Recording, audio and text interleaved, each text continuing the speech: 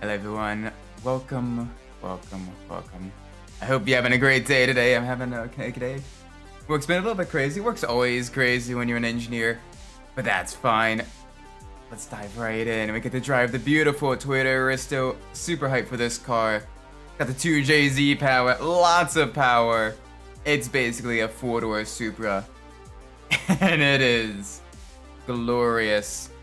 We don't quite have enough power and ability because this car is still low level to take on some RS races, but we can definitely do fairly well in some R1 ranking races. So let's dive right into Autumn Hill, one of my favorite tracks in the game as well. Yeah, I can't remember if this car has clutch feature or if this car is just a standard button shift. We'll figure that out.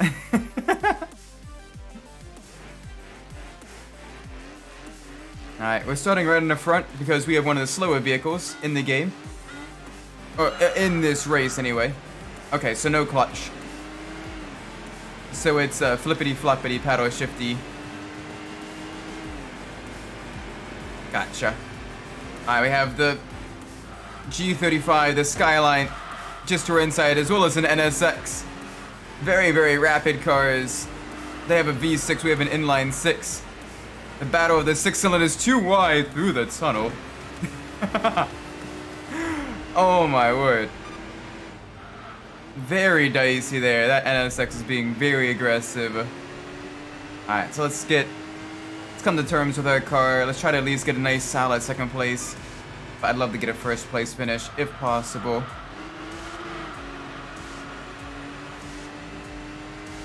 Because the Aristo in its base form is a little bit slidey. The rear end, even with the traction control system, does want to kick out just a little bit.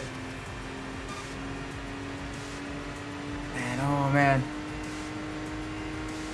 Alright, break around the 75 meter mark. I forgot how long the gears were. I keep wanting to drop it down in the first gear, but you don't want to do that on these corners because the inline 6, it is a bit torquey. It is very torquey, and you don't want to break traction too much. Plus also, you'll get right up onto the rev limiter very quickly, accelerating in first gear out of some of these corners. So it's definitely a second gear corner. Needed to brake just a little bit earlier there. Had to scrub off a little bit of extra speed.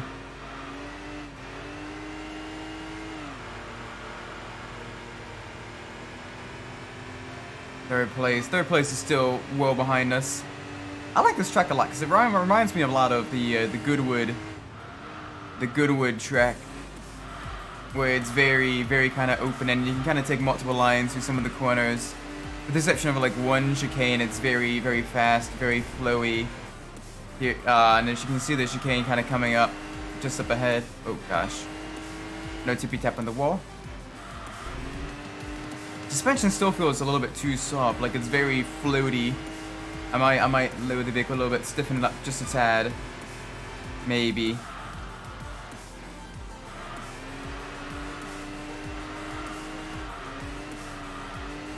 Maybe.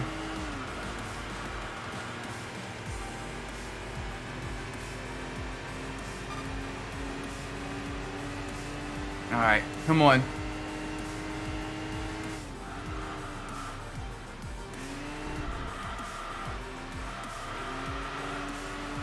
Let's do this. We got this.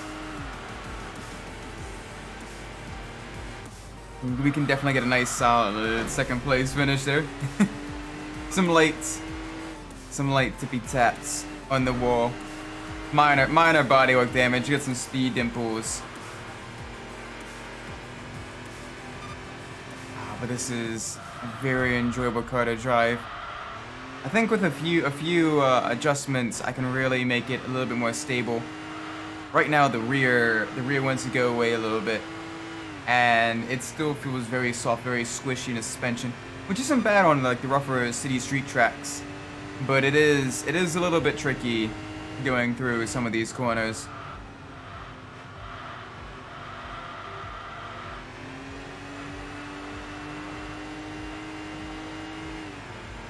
Nice and easy. There we go.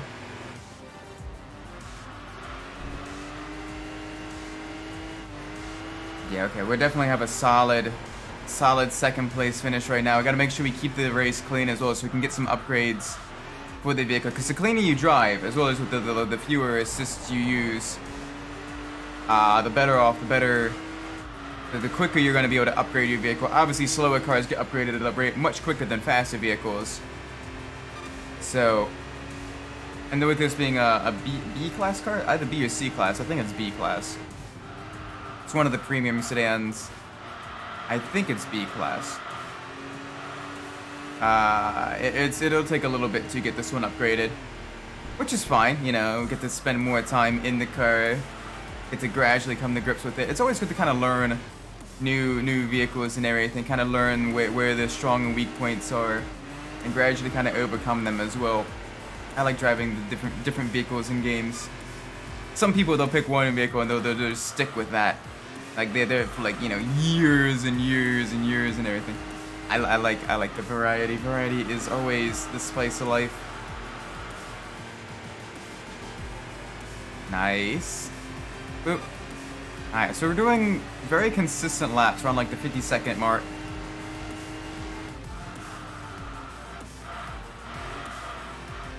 We could probably push just a little bit harder, I think. Maybe, I don't know, the car doesn't like being pushed too much.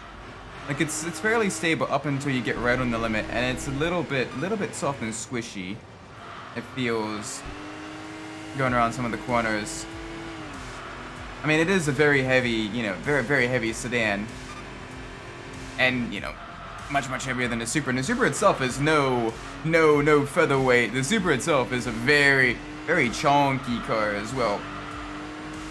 People don't realize that when it was in Super GT, in the GT 500 class, it was they had to swap the 2JZ out for a smaller 4-cylinder engine before going later on with a V8 engine for the torque. So definitely had to use very different engines compared to the original base engine in the Supra. It's not to say the 2JZ is a bad engine. It is an absolute powerhouse and has the potential for massive amounts of tuning. It's just, it's more so used for like highway racing or like drag racing and stuff like that, is where you see it the most frequently. Where power is king and nothing else really matters. Oh, and more tighter technical circuits and everything, you do have a much more variety in engine types and vehicle types as well that can do well depending on the different tracks and everything. So we did okay. We did seconds.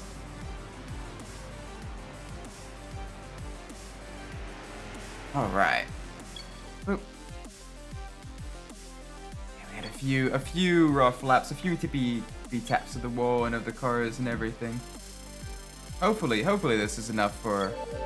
Good. That is enough for an upgrade. That is nice. I think we got to the final driver level too, which is good. Nice. Alright, ranking number is good. We have 2 free weeks, so we can use these to either go hunting for what little vehicles we have left to find. I do want to adjust something here. Let's lower this down just a little bit further, and I want to stiffen this up. Just a little bit. Dial this in a little bit. And give us a little bit more rear camber. And give us a little bit more acceleration. There we go. That should make it a little bit more lively, a little bit better driving experience, I think. We could try this. What are we up against? An SLI McLaren. Yeah.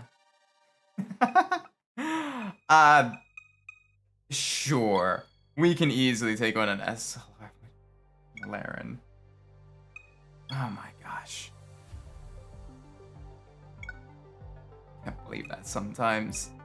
This game, it's like, hey, you know, it'd be a fair matchup. You know, moderately powerful sedan against one of the fastest vehicles in the game. Pleasure challenge, Japanese car limited race. We already did a race on Autumn Hill. Race on Autumn Mountain would probably make it very repetitive. Could do a nice racer on Tsukuba. Yeah, let's do a racer on Tsukuba. This will be a very, very fun one to do. I think so anyway.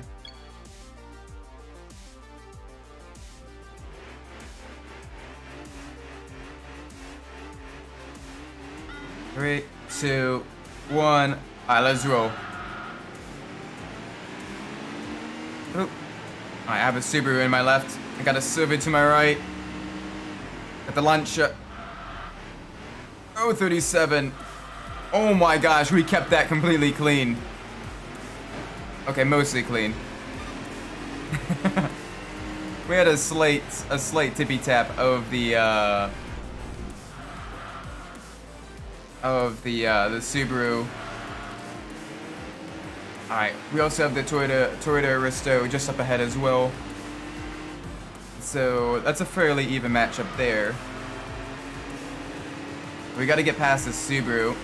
I think we can outbrake them going into the hairpin. We are a little bit lighter. I'm gonna keep this in second gear so I can get on the throttle earlier than the Aristo. But that Subaru's got that all-wheel drive traction though.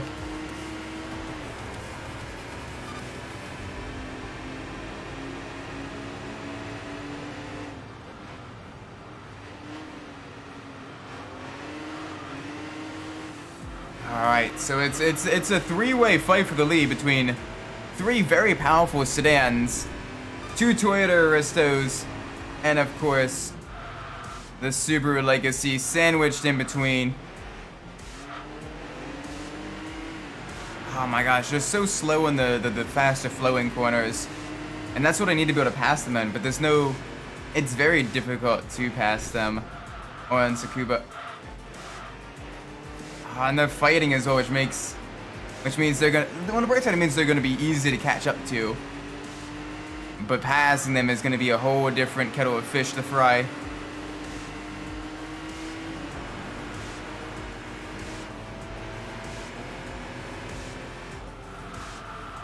Oh, I'm on your inside. I'm on your inside. Don't. I'm gonna give you space on exits. Okay, back into the slipstream. Oh, man.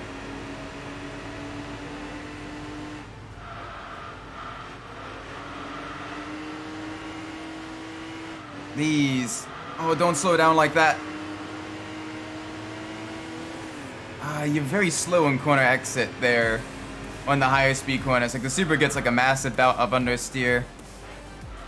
I think maybe if I go around the outside, but they're able to out-accelerate me on the slower speed corners because it's got that all-wheel drive and a very similar amount of power as well. They're roughly around the 280 horsepower range. So it's going to be a little bit tricky. We're seeing a lot of the rear end of this Subaru. It looks very beautiful though. The Legacy is a very nice looking sedan, especially the older Legacies with the high performance, like the B4, especially the B4 Bilstein versions. Oh my gosh, those are absolutely gorgeous. Or the RSK versions. Chef's kiss. There we go. Alright, up in a second. I think we can hold second. They're slowly gaining on us, but we can probably outbreak them going to the sweeper here. And we can definitely get a lot more exit speed than them, because they understeer massively in corner exit. Oh, not that time. Okay, I see how it is. Thank you for running me off the road as well, Subaru.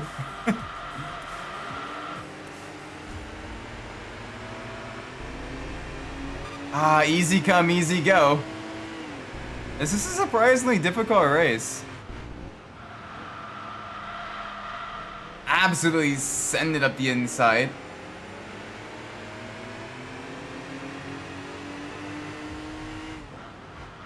Oh, man. Passing one or the other probably wouldn't be too difficult, but passing both out on the same. Yeah,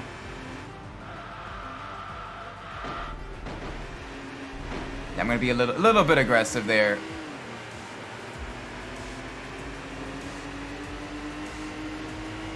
Okay, let's see if we can at least pull off a second place finish. That Aristo does have a little bit more speed out of that corner than us.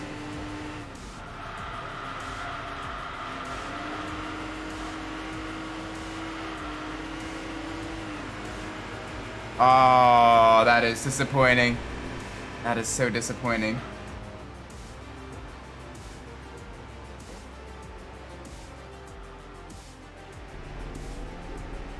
Sad. Oh, big sad.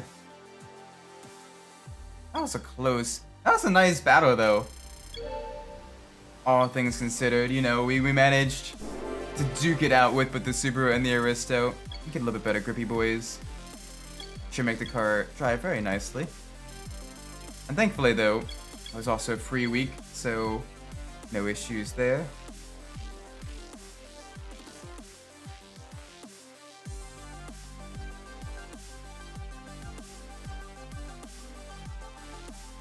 Alright.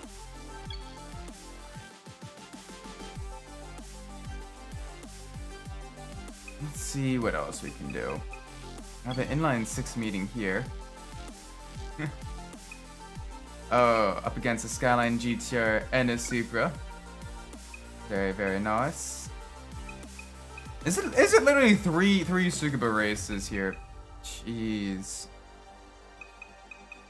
I don't need 3 Supra races on the same section of calendar.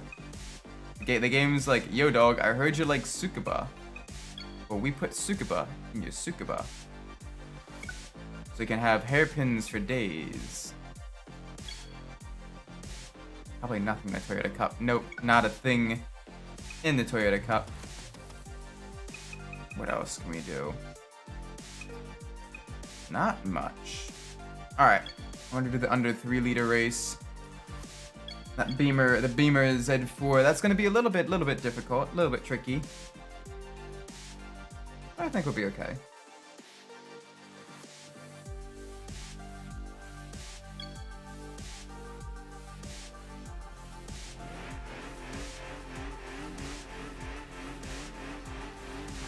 Three, 2, 1.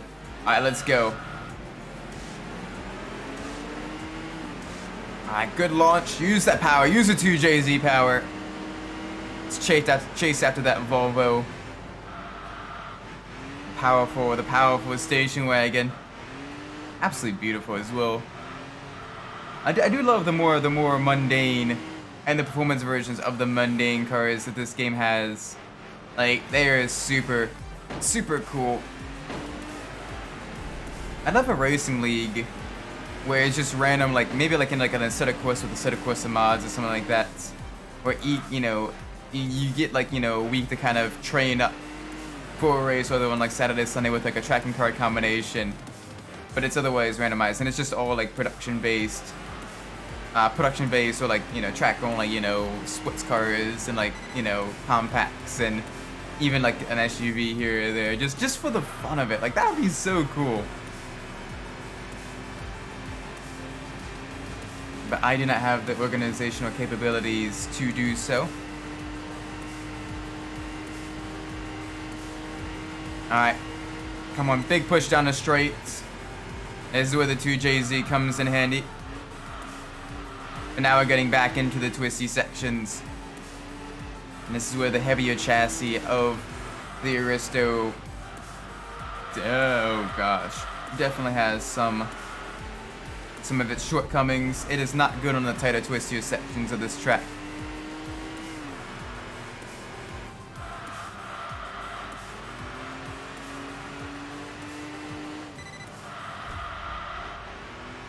Alright, nice and easy. Nice and easy. There we go. Alright, get a little bit of speed of that corner. Across the bridge. Yum. Back into the town. Alright, with this uphill, we can be a little bit late on the brakes. and through the tight technical parts.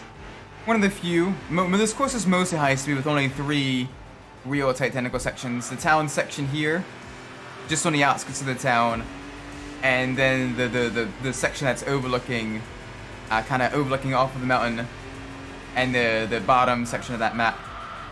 Here we have the second technical section, but it's broken up by quite a few high speed sections. So you do want a vehicle that does have quite a bit of power. That is the key here. Ooh. A little bit of curb hopping. This is the big sedan with soft suspension, so we can do that. Oh, and look at that! It is a little bit squirrely under power. You can see it kind of slide a little bit, going around some of these turns. But it is a blast on the straights. Like, it gets up to a very respectable speed, especially since this is still in a very low level of a tune. I can't imagine what it would be like when it's much faster, when it's closer to the stage 10. Right now we're only at level 3. And we're reaching a respectable speed. Into the twisties again. We gotta be careful here. Probably brake a little bit earlier, just before, a little bit before the tunnel section. Almost do a Scandinavian flick there on that corner with the lack of grip that we have. Getting it almost crossed up on the braking. That's the fun as well with racing on street tires, is you can kind of slide the car around a little bit more. Whereas with racing slicks don't really like being sliding around all that much. They like holding the road. As soon as you slide them, they get very, very unhappy with you. And so the transition to being in control to out of control is much sharper with racing slicks compared to with road-going tires. But the overall peak grip, though, is much higher with racing slicks when they're in the proper operating temperature and all that. So it is definitely a trade-off. There we go. Nice.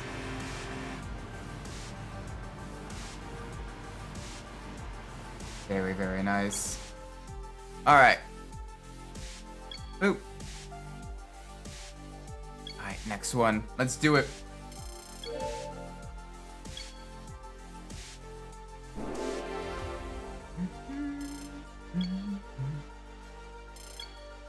Sweet. Very, very nice amount of points. Alright, we just need to beat 350 for the next race, which should be easy. Our car itself has a little bit of power upgrades now. Probably some better turbos and everything. Let's see how we do in the Dragon. Ooh. Ooh. It's a fairly even matchup. Camaro versus Aristo. They're going to be a little bit lighter than us, but we do have a little bit of a power advantage. So this could be interesting. Though, I should be a little bit careful because this is also an RS race, which means the cars you're up against are fully tuned. So we gotta be a little bit careful. Try to get into a leader early, and then go on a defensive. Although right now he's side by side. Come on. I can't lose this. We gotta represent the Toyota. We gotta represent the 2JZ. It's a Toge battle. Of course, a Japanese car has got to win this against the big ol' American brute. I say this as an American brute. I'll get the inside into this corner. Oh, but they're staying right on our rear quarter. Kind of shut the door on them a little bit. Hi there.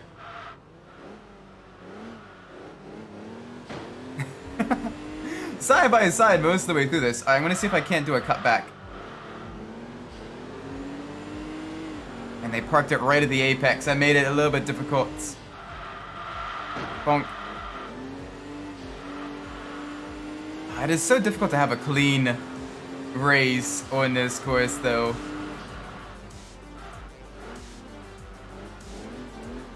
Especially because the AI sometimes doesn't give you space either. It's sometimes a little bit blind to you. And you're like, okay. Thanks.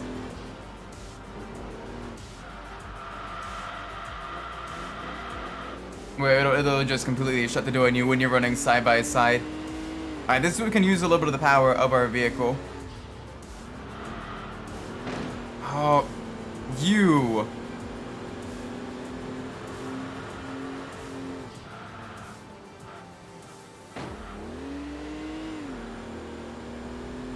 It's a little bit tricky. Trying to duel us here. Down on the inside.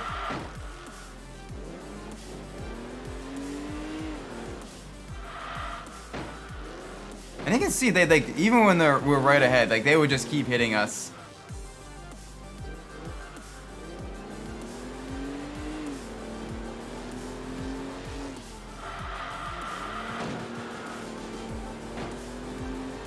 Like we have no place to go, and the Camaro is just like, nah.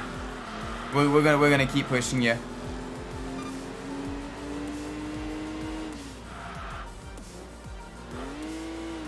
Oh my gosh, we both have to keep compromising our lines because we're blocking each other. It's starting to get a little bit frustrating, actually.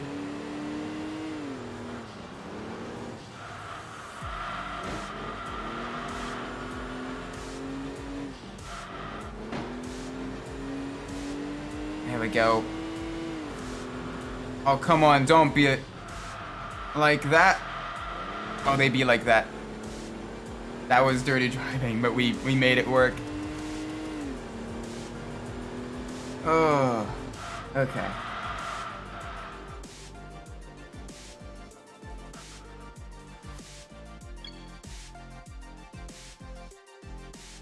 Gosh, that was horrible. That was horrible. Yeah, we got no upgrade points. We got quite a bit of ranking points, but nothing for upgrades. So that is very unfortunate. That is double plus ungood. Hopefully. You're trying to midnight. Another dual race. Yeah, no. I need to get a little bit more upgrade points. So a nice race on a Nordschleife would do us well. I think so anyway.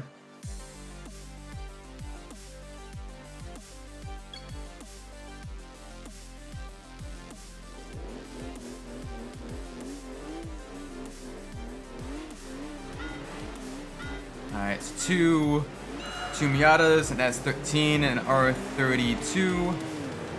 And is that an RX-7 back there? Yeah, it is. Oh, that's not an R30, that's another Silvia. That's 14. We're a much heavier, much more powerful vehicle than the rest of them. So they're gonna have a little bit of advantage compared to us in the turns. But once we get up to speed, and this Nordschleife, surprisingly, is a very high speed course, believe it or not.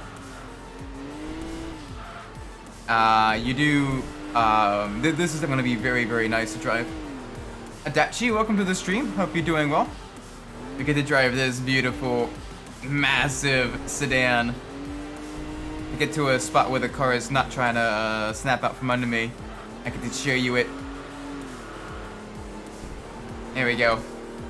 The beautiful Toyota Aristo, also known as the Lexus GS in the United States, is what it was sold as. Very beautiful. Some models had the 2JZ engine, which is also the same engine that was used in the Toyota Supra, which is a very powerful, very modifiable engine as well, to the point where now, recently you're going to start seeing more Lexus GS's in the tuner scene being upgraded and everything because they're basically a 4-door Supra. And oh my gosh, they are very nice. Getting a race around the Nordschleife. How's things with you? Hope you things are going well.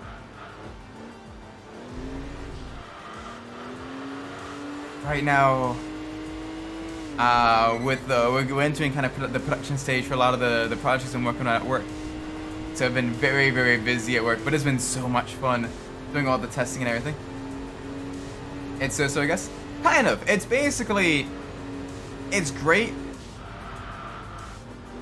Oh, how are things with you? Okay, so some highs, some lows, just kind of a little bit of the malaise of, you know, kind of daily life and everything. Missed what we watched the Nintendo Direct and State of Play. Oh, sweet! I saw a little bit of that. So how I saw little pieces. Like I saw the F-Zero 99 that they're making, which is kind of cool. It's like a battle royale, but like off of the old F-Zero. That is awesome. I went on Famitsu. Oh, sweet. I wonder how the did it have like subtitles or like, you know, the I think so. It probably had subtitles and stuff like that for, you know, English features and everything. F-099 is membership only, which means to get $20 and renew it. Oh, that is disappointing. That is so disappointing. So I was hoping that maybe at least like a digital download. I use my own Japanese and detail to read it. Oh, sweet. Nice. That is really cool. I always wanted to learn another language, but I don't quite have the time. Like I remember taking up so many other things of trying to learn. Like I'm trying to learn, you know, to get better at like sim racing and everything. I've been teaching myself more video editing tricks and all that, and spending a lot of time video editing for the Tokyo Sim Racer review. But it's so cool to learn another language too. I think it says in the membership thing. Oh, that's pain. I know they're gonna be remaking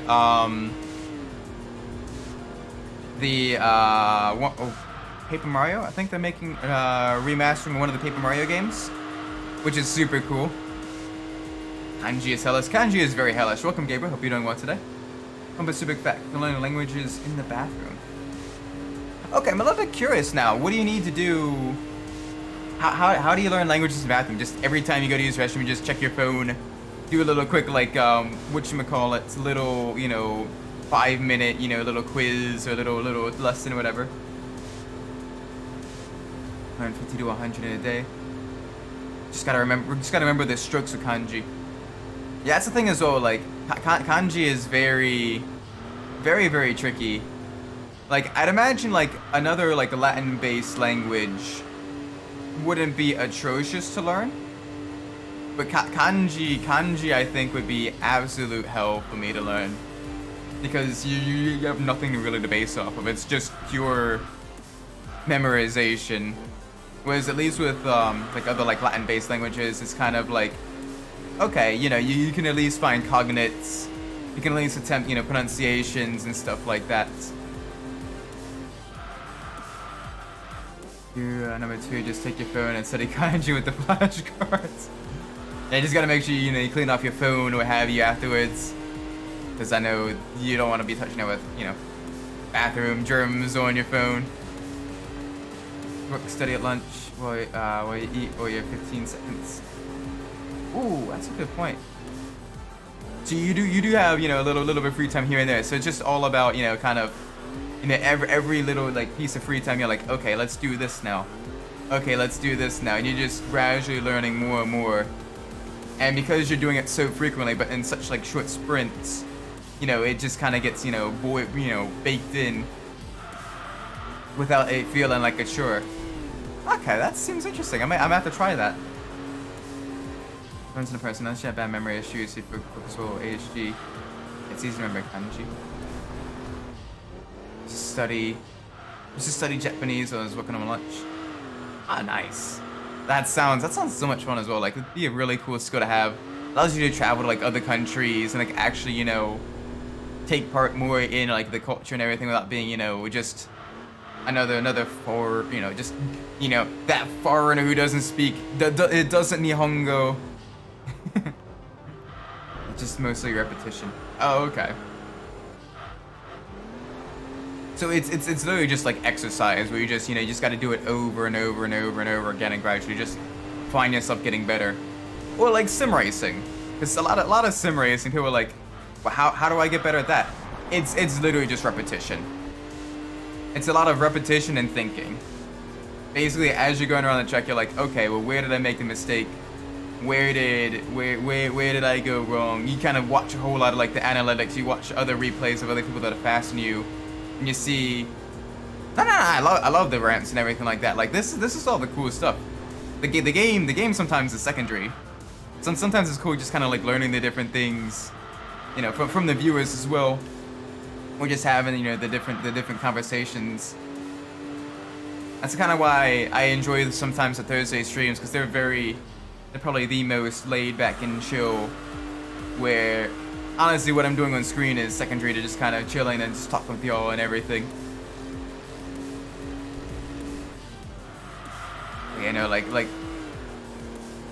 Dude, it takes about 100 laps for like sim racing. It takes about 100 laps to be moderately okay at a track, to kind of roughly find where your braking points are and just to consistently hit those marks. And then once you start doing that, then you can start working on you can kind of start working on where to begin improving and everything. I can get embarrassing if that person isn't that subject. I mean, sometimes, but I mean, I usually try to at least, even if that's the case, one of the cool like conversation tricks though is to still just ask more questions about it. Because as you learn more, you usually will end up kind of finding at least some interest, or at the very least then understanding why the other person is interested in the subject and everything, which is super cool. It's definitely something I do work on in my conversational abilities. Is a lot more of the asking the questions and asking the right questions and everything to kind of get the other people talking too, because then you can kind of follow along, and as you piece more and more pieces together, you're like, oh yeah, and then it kind of clicks and you're like, okay, I get why, even if it's not necessarily my thing, it's still you get why that person is super interested in that stuff. Some people say it's cute when I do a nani. I mean, dedication in general is a very admirable trait, being able to learn another language and everything, that takes a lot of time, a lot of work and everything. Pronunciation is quite easy to me. Yeah, maybe my native language helps. Yeah, I know like some languages, they kind of like borrow different aspects or different like speaking pronunciation aspects from like other languages and stuff. So it'd be kind of cool. It'd be kind of cool to see, like, map out almost where like different languages kind of come from and how they develop and everything. I'm just trying to pronounce more harder words and tongue twisters. Yeah, definitely. Or like if you have to deal with like accents. So I'd imagine dealing with people like that talk with different accents would also be very, very, very tricky. Because I know even with English, sometimes people that have an accent that you're not very familiar with. For example, like occasionally with my one teammate, granted he's very, very clear spoken English for the most part, but occasionally, yeah, since my teammate in the VTuber Racing Challenge, he's Scottish. You sometimes see him in chat, Snore Brunch, and he occasionally he'll say like a phrase or whatever that's kind of slang, it from the region. I'm like, I don't know what that is. What does that mean? And things like tone pitch are tricky if you're self-taught and don't have anyone to tell you you're saying it wrong, alright?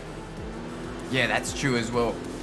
So that sometimes there are words that sound very, very, very, very similar, very, very similar to each other, and if you're not careful, you can end up getting words mixed up. Especially as you're just starting to like listen to the language as well, it gets very, very tricky. That's also why it's good to have study buddies and everything. Because then, one, it becomes a social thing, and it's, you know, a lot more fun when you're, you know, learning with other people, and two, you can kind of, you know, hold each other accountable, figure out where, you know, each of you is struggling, and then kind of like work together to kind of get better. That's the other thing. If any of you guys are looking to get into like sim racing as well, because it's the same thing with like the sim racing I found. Is when I used to do it by myself, I'm like, okay, yeah, it took a long time to even get kind of comfortable with the vehicle.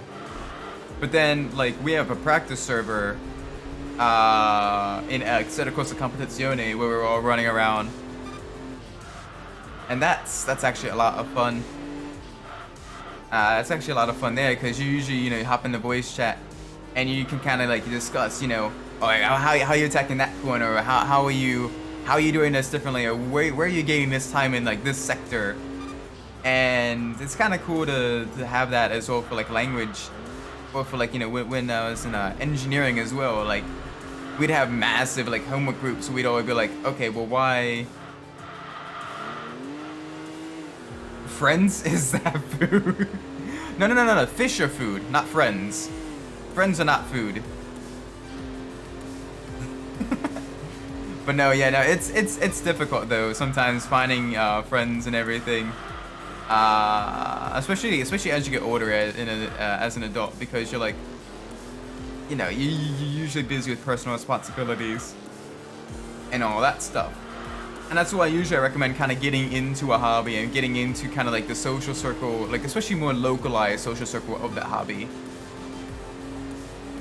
For example, with me, it's, you know, like the PCs, it's the sim racing, and then it's also D&D that I do quite a bit of, and that kind of helps me kind of, you know, meet up with people that share similar interests and everything, that like a lot of the same stuff I do. And then you already have, you know, like an icebreaker for the conversation and stuff, and then from there you can kind of work out, you know, maybe, you know, you guys can be friends or not. Because even if you guys have similar hobbies, sometimes it's difficult to be friends, you know, with different schedules and everything like that.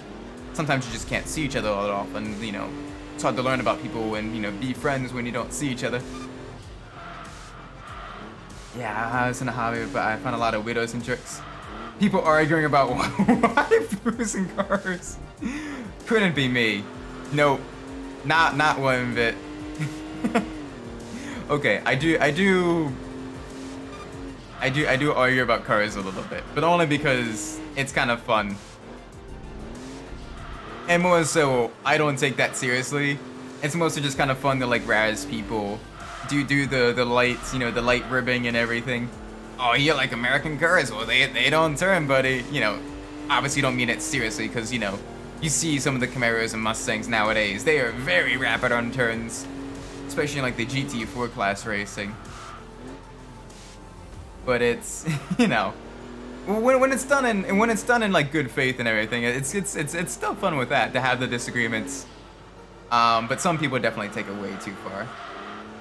Those full Waffle House arguments, and I'm sitting here looking at my phone. Oh no. Someone's gonna throw a chair. Oh my god, he threw a chair. I'm mad, let's fight now. If you've never seen Boondocks, I highly recommend that as well. Boondocks is such a great show. It was very, very fun. Yeah, that.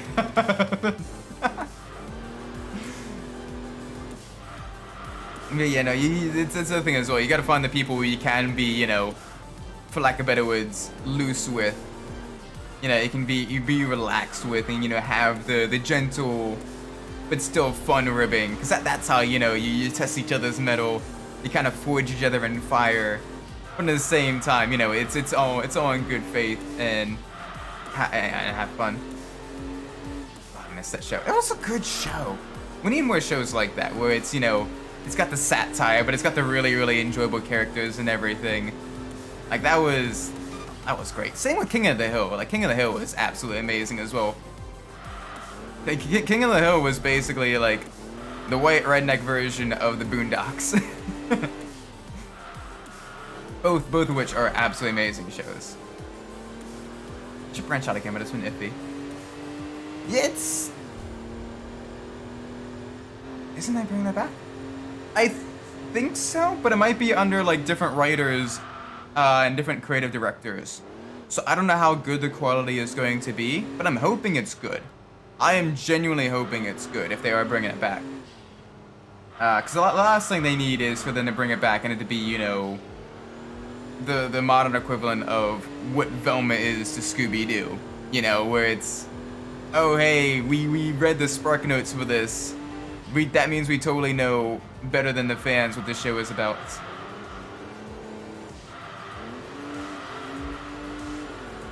So this is the Wendy's. I don't care about Moe Girl 56 as your wife. Nah, I'm basically the camp of all waifus best waifu. You can have your best waifu that is based. Don't let anyone tell you otherwise. I heard it wasn't that bad. Ooh.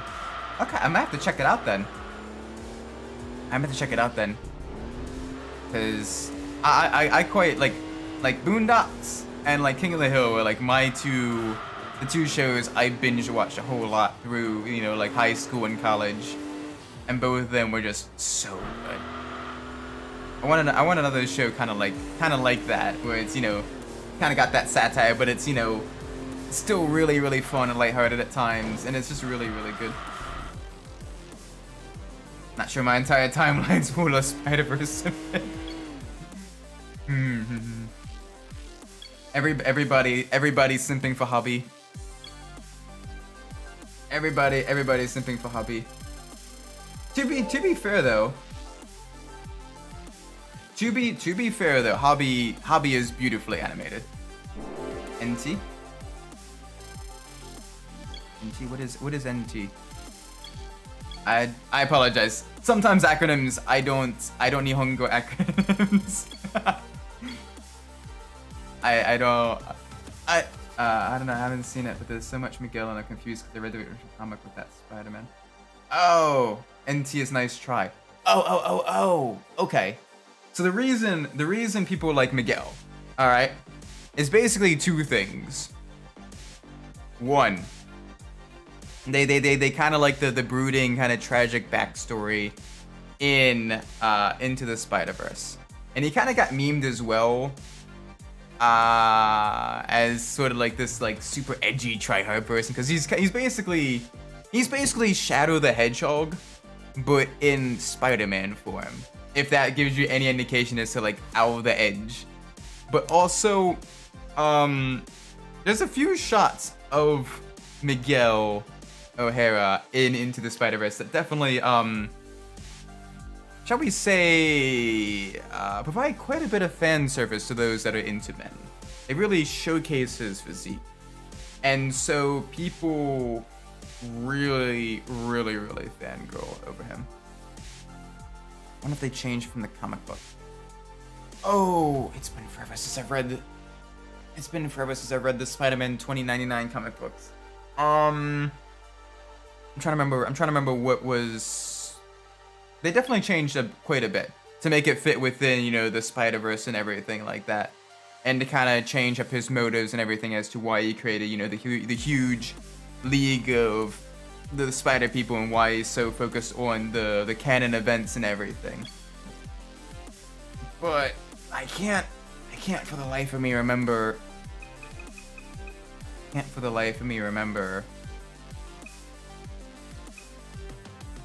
How much they changed. They definitely changed quite a bit. But he's still a good character. It doesn't bother me. I've seen the MCU. Yeah, they changed quite a bit. They changed quite a bit in the MCU. 100%. Some of it for the better though. Like Vulture's character art, character backstory, and design and everything. Definitely an improvement. 100% an improvement. Giving them the mechanical wings and everything like that. Having him kind of be like a scavenger that sells weapons onto the black market. Like, that is brilliant. Plus also makes him live up to his name of the Vulture, because Vultures, one, are communal animals. Hence why his focus on, you know, providing for his family and everything like that. And two, vultures are very much scavenger birds as well. Hence why he's, taking the scraps from all the messes that the Avengers are making and turning them into weapons to then sell and earn his livelihood. So, like, they did a really, really good job with Vulture.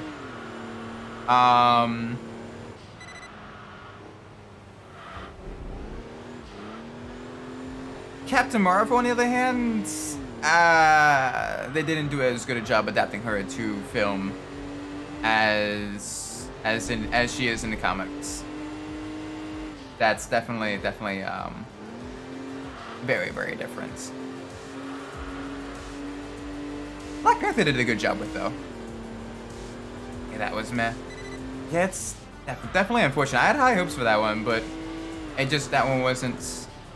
That one was definitely kind of on par with Thor: The Dark World, of being just kind of forgettable. Could be worse. They could have adopted some of the weirder comics. I mean, true, but they managed to adopt like the Guardians of the Galaxy. They managed to adopt that decently enough, and kind of keep a lot of the more fantastical space magic kind of vibes of Guardians of the Galaxy.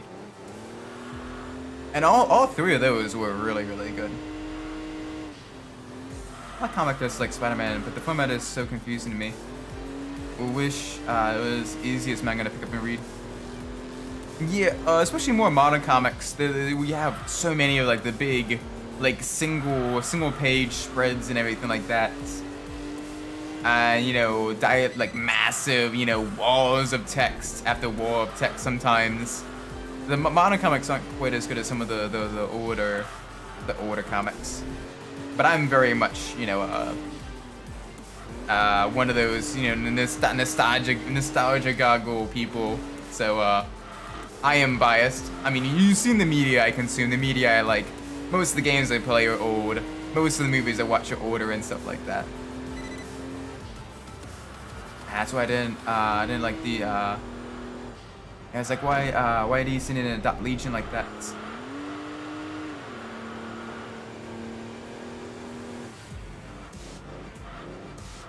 Oh yeah, that's the other thing as well. Like with comic books, you have like different canons and different alternate universes and everything. And sometimes the entire universe gets reset as well in like different timelines. And it's all very, very different. It depends very much on the writer. And especially the era as well. Like, yeah, especially like back during the 90s and early 2000s where they were like, oh look, this character dies and now they're a zombie. Or what have you. Like there was so many like character deaths in like, especially the 90s for comics.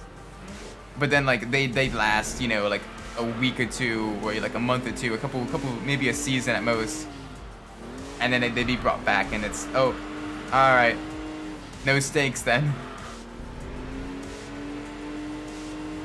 Legion was Guardians of the Galaxy with Brainiac and Lobo too. Yeah, no, the DC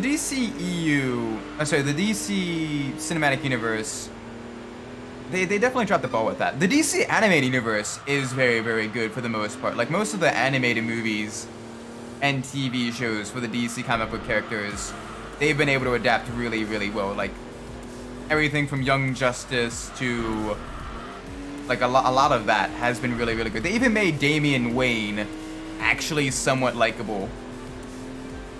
So I wasn't a big fan of Damian Wayne in the comics, but like Damian Wayne in the DC Animated Universe, definitely really, really good.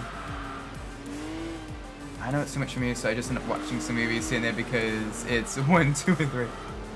I mean, comics are definitely very, very difficult to get into.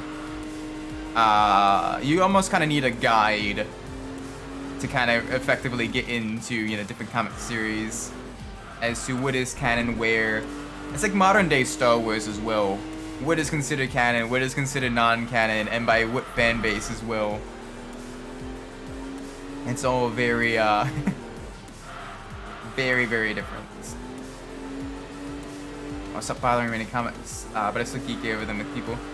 I still read them from time to time, but definitely not nearly as much as during my middle and high school years. And granted, most of the comics I read were my dad's comics. that he had during the 70s and 80s and early 90s. So I got to kind of cut my teeth on some of the older stuff first before beginning to kind of read some of the modern comics and everything. And I enjoyed it, but I definitely don't have the time, definitely not the money anymore as an adult to really just kind of spend on so many different comic book series and stuff. So occasionally I'll get like one or two of like, you know, the mainline superhero stuff. But like some of the more deeper cuts, not nearly as much as I used to. Welcome, Mr. Midnight. Hope you're doing well today. How you doing? We're discussing comics. The trend of comic book characters, how well different comic book characters have been adapted into movies. Honestly, for the most part, Spider-Man's been adapted very, very well into movies. And I think, if you look at the trends and everything, I think the closer the superheroes are to being human, and the lower level crime, like the lower level stakes that they deal with, the better and easier it is to adapt to live action or into animation. Because like Batman is everywhere. Batman is amazing. Because Batman is just a regular dude who just builds a bunch of gadgets and does a bunch of detective work and everything. Sure, he's a billionaire and all that, but he's just a regular guy. So with that, you know, it becomes very, very relatable. He deals with a lot more like the street level crime for the most part. And because of that, you know, he has that relatability. Whereas, you know, someone like Superman or like Captain Marvel, what have you, they're much more difficult to adapt because they're almost gods, for lack of better words. And so with that, it makes it much more difficult to kind of make them relatable, kind of makes it more difficult to kind of, you know, make them endearing to the audience. So instead it either turns into a super dark and edgy save the world story, or it just becomes very kind of bland and boring because there isn't nearly as much stakes, or the stakes aren't really as tangible to the regular person. Oh yeah, I don't like how F-09 I need a membership for. Yeah, Midnight mentioned a little bit how kind of the new F-099 is a little bit of disappointment on the Discord server, and it's unfortunate because I am starved for good new modern racing games. Like apparently the Crew Motorfest is an absolute dumpster fire. Like Need for Speed Unbound isn't all that good. I want something else like modern to play. But yeah. I feel like manga the stakes at worst because you can just say nobody died or do a Dragon Ball Z. Oh yeah, no, that's when you have like all the shonen stuff like that. And the shonen's got its place because it's, you know, pure unadulterated power fantasy. And sometimes you need that stuff, you know, that kind of to pick me up. It's like, you know, the dessert, but having nothing but dessert definitely gives you a bit of a tummy ache. How's your door has me hyped? It has me hyped as well. Oh my gosh, Thousand Year Door is really, really good. Okay, fair enough with Green Hornet. Green Hornet wasn't adapted very well to the screen. That is a good point. But it could have very easily been adapted well to screen. But the opposite of my Murder's Fest? Maybe. I've heard it's been very. Whoa, I'm sideways. I've heard it's been very buggy. The Crew Motorfest, where sometimes the vehicle transfer doesn't work all that well, or, you know, sometimes, you know, the physics are absolutely dreadful off-road. Like the vehicles are like very, very slidey off-road, like super slidey off-road, with everything that isn't four-wheel drive or an off-road vehicle. But yeah, I don't know. I'm gonna wait for a bit and wait for more reviews, especially people that I kind of trust to come out and give their thoughts on it. Because the concept is great. It's basically like a modern day Test Drive Unlimited 2, but with the crew instead of Test Drive Unlimited. That'd be really, really cool to have, you know, but you know, obviously execution matters more than concepts. I know my friends who thought the Crew 2 sucked really likes Metafest. Okay, I probably will end up buying it eventually, just probably not at full price. Maybe I might wait for them to kind of patch out a lot more of the bugs and everything before I give them my money. Because sometimes Ubisoft hasn't exactly been the best at harboring good faith in the gaming community with the deactivation of accounts that have been inactive for a couple of years and everything. Like, that is very, very uncool of them to do that. See what happened with Shoujo and Josei as well. Yeah, I'm not as familiar with manga. I know my sister also reads a lot of like mangas and stuff like that, but she likes like a lot of the slice of life, mangas and stuff, where it's more kind of daily life stuff, where it's, you know, the stakes are much more personal and everything. Those are her favorite. And Mouse America 8 Deluxe Wave 6 has the aesthetic. Yeah, 4 new characters. Three of them, you know, from kind of like the Donkey Kong-ish franchise and everything. With Funky Kong, Diddy Kong, and Paulina. Paulina's kind of like partially in the Donkey Kong franchise, because was featured very often, you know, in, you know, the original Donkey Kong games, as well as in the Mario vs. Donkey Kong. And she's the mayor of New Donk City, so, you know, you think, you know, she's partially part of that franchise. It's like a combination Mario and Donkey Kong franchise. But it's great to have her in the game as well. She is long overdue for carts. I mean, in power tripping stuff, like, there's no stakes in Shoujo or Josei. Oh yeah, definitely not. Oh my gosh, so much so. It's basically just, it is just pure power fantasy. And sometimes that's kind of fun, but not for long. It's basically like getting the star power up in the Mario games, so we're going back to that. Like, getting the star power up is like big, massive power trip, but having the star power up permanently active makes the game kind of trivial. And it makes you feel, you know, it's kind of boring then. And it's the same thing with like the Shonen or Josei or Shoujo manga, where it's just, okay, well, what's the point then? First track I know is Daisy Second Wii. A good track. That's a solid one. I hope it doesn't replace Rainbow Road as Wii track. Yeah, I'd be cool to get a couple of Wii circuits added in this pack. I think would be really cool.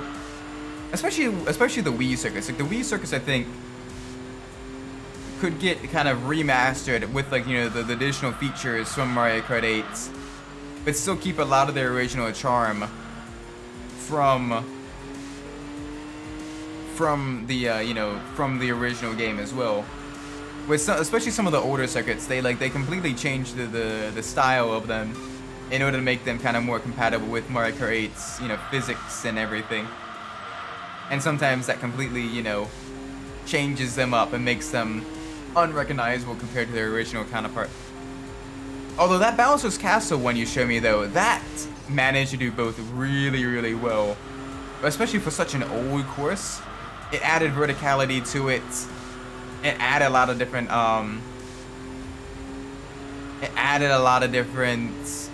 you know, the additional kind of jumps on the pillars and everything. Like, that was all really cool. They did a good job with making the modern SNES Bowser's Castle, of course, because that is a lot of fun. You see this like Dr. Stone, but I'm totally into it. I don't think I've read Dr. Stone. What is Dr. Stone all about? The name sounds familiar. I've heard it talked about in like anime circles and like weeb circles and stuff, but I don't think I know too much about Dr. Stone. What is that about? I'm running wide. Slide off course. Dude does stuff with science. Oh, sweet. So he's almost like a combination of... He's almost a combination of like Walter White and MacGyver, but in manga form. That is cool. Sweet, I'm gonna have to check that out. The artist can't draw a woman at all, though. Uh-oh. Okay, now I need to take a look at this. Hang on a second. Let me, Main character is a scientist to get petrified for a long time. They do everything from zero. Aw, sweet. Couple turn me off, and I'm seeking out over again. Sweet. Alright, I need to take a look at this.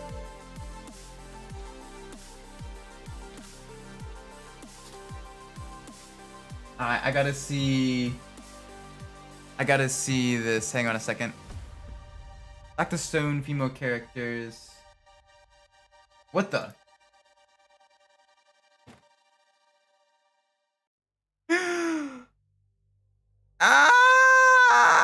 What? What the actual? I mean, some of them don't look bad.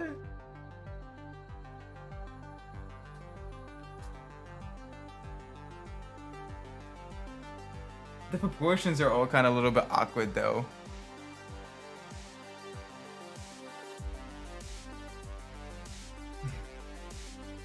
Tips for days. Gosh, the eyes are so far apart.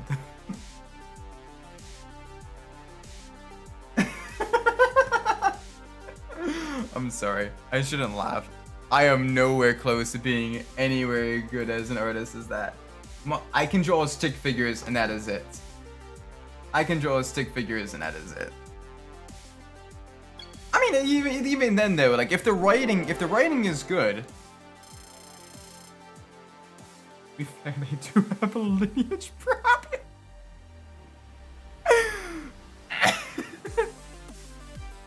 Oh no!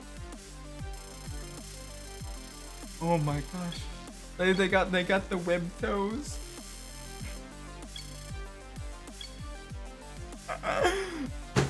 Okay. It's fine, people always make fun of Bochi. I mean, kind of. Bochi always looks super derpy. One draws awkward to make stuff with the storyline. Yeah, that's the thing though, like, I would tolerate mediocre or sometimes even like bad art if the storyline, if the game or the storyline is really, really good. Like, even if it doesn't look all that great, like if the storyline is fun, I will still kind of put up with it and deal with it. Like, let's be honest. Final Fantasy VII, the old Final Fantasy VII, those graphics have not aged well at all. But it still held up as like an amazing, amazing game because of the story and because of the characters and everything. So, you know. What do we have? What do we have? What do we have? Nothing good to race on. The focus really isn't really on the women, but the science. Yeah! Science, bitch! For Jesse Pinkman. So it literally is just, this guy is a mixture of Walter White and MacGyver, where he's just kind of like sciencing his way out of all the problems and stuff like that. That is cool. That is cool. I might have to actually check that out then.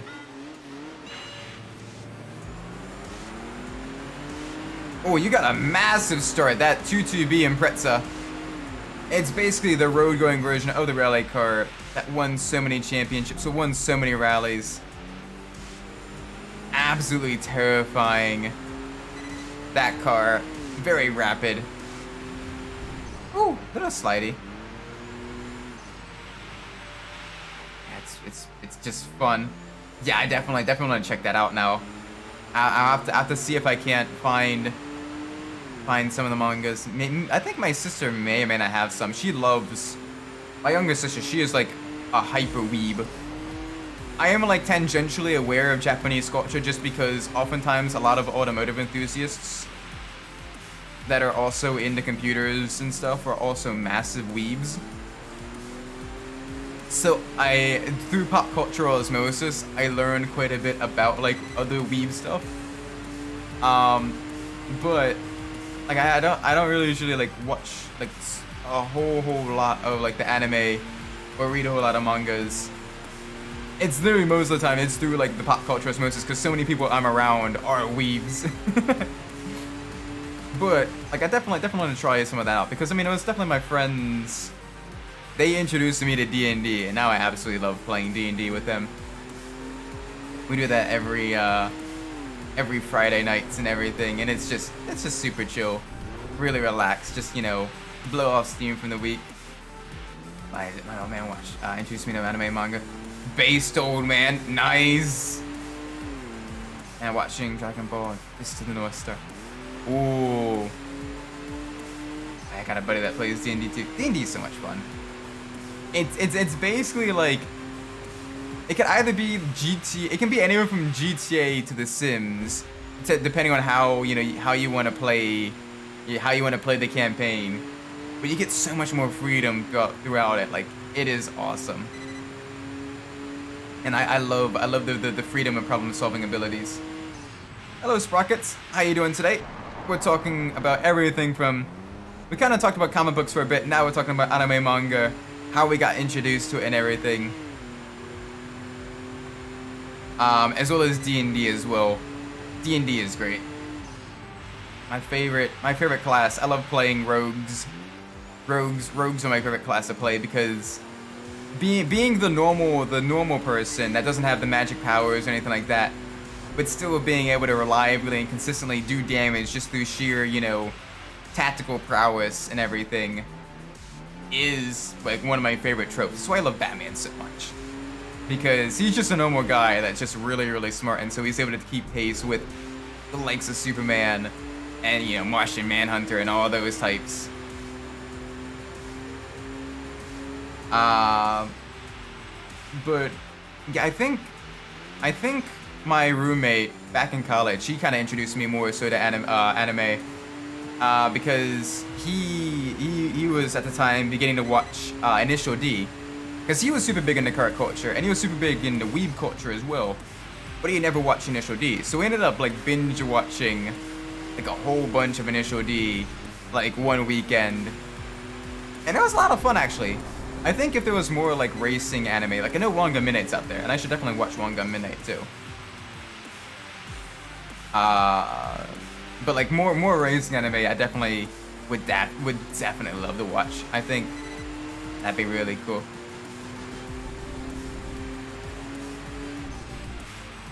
Oh my gosh, this thing, the brakes do not do well on this car. It is very, very, very dicey. Racing anime is like trying to find golf anime, I guess. Which is a shame because you think, racing itself is very, very exciting. And anime oftentimes kind of, accentuates the exciting parts. So you think, oh yeah. Because anime itself, with it being, more vibrantly colored, you can have more exaggerated emotions and everything like that. And you can have, you can really, really showcase the action with anime that you couldn't with live action. And live action racing is great. So being able to showcase, racing anime, like, that would be, super, super exciting. Because you really, really get to kind of showcase everything going on. But I guess it just isn't all that popular, which is a shame. Because you have so much to work with.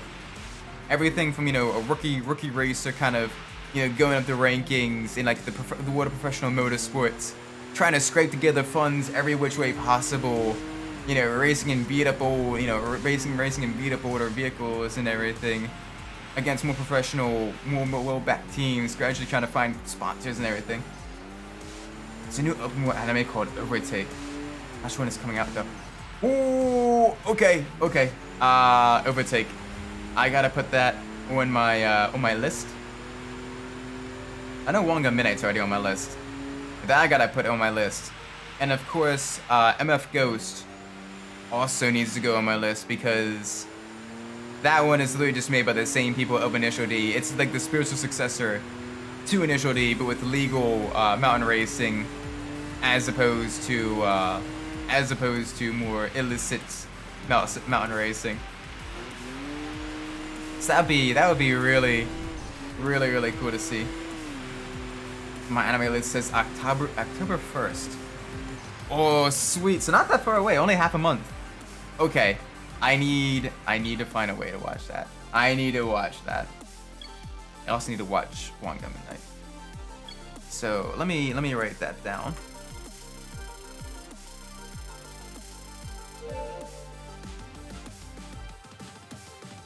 Overtake October 1st.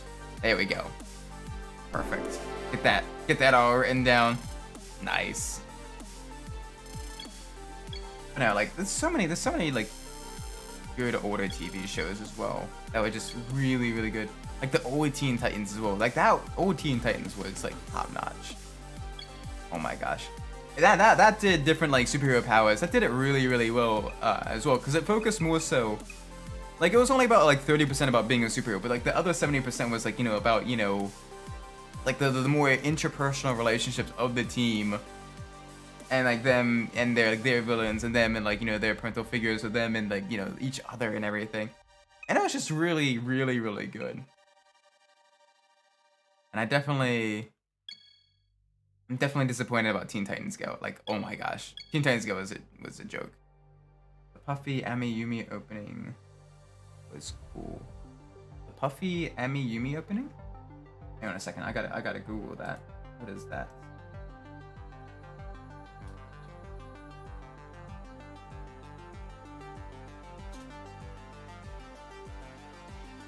Let me display capture. Hopefully I don't get a copyright strike for this.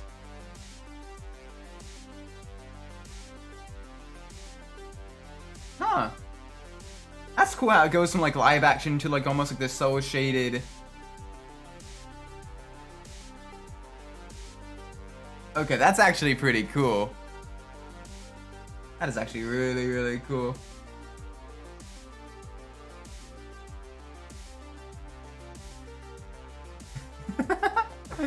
I like the very like hyper cartoony. Yeah, it's got a lot of vibes of like the Teen Titans opening as well. Where it's kind of the constant art shifts. Whatever happened to those girls? I don't know. That'd be a good kind of like thing to find out.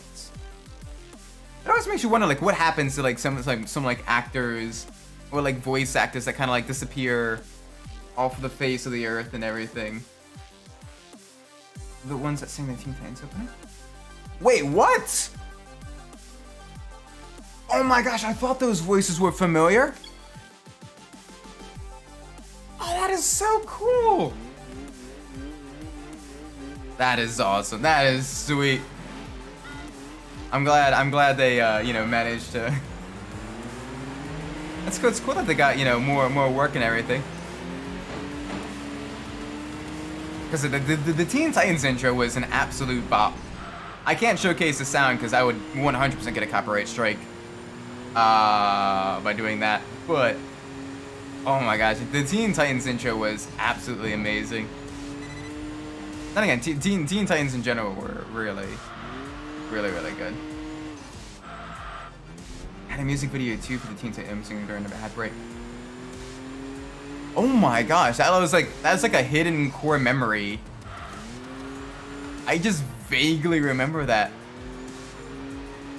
At the time, I just thought there was, you know, some Japanese band. That's cool that they have, you know. That is so cool.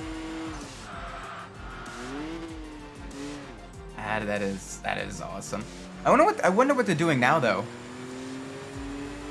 Like that'd be kind of cool to kind of like keep track of them. To be fair though, sometimes we were just kind of like, okay, you know, I did, you know, have my time in the limelight. I'm gonna, you know, retire. I'm gonna do other stuff now.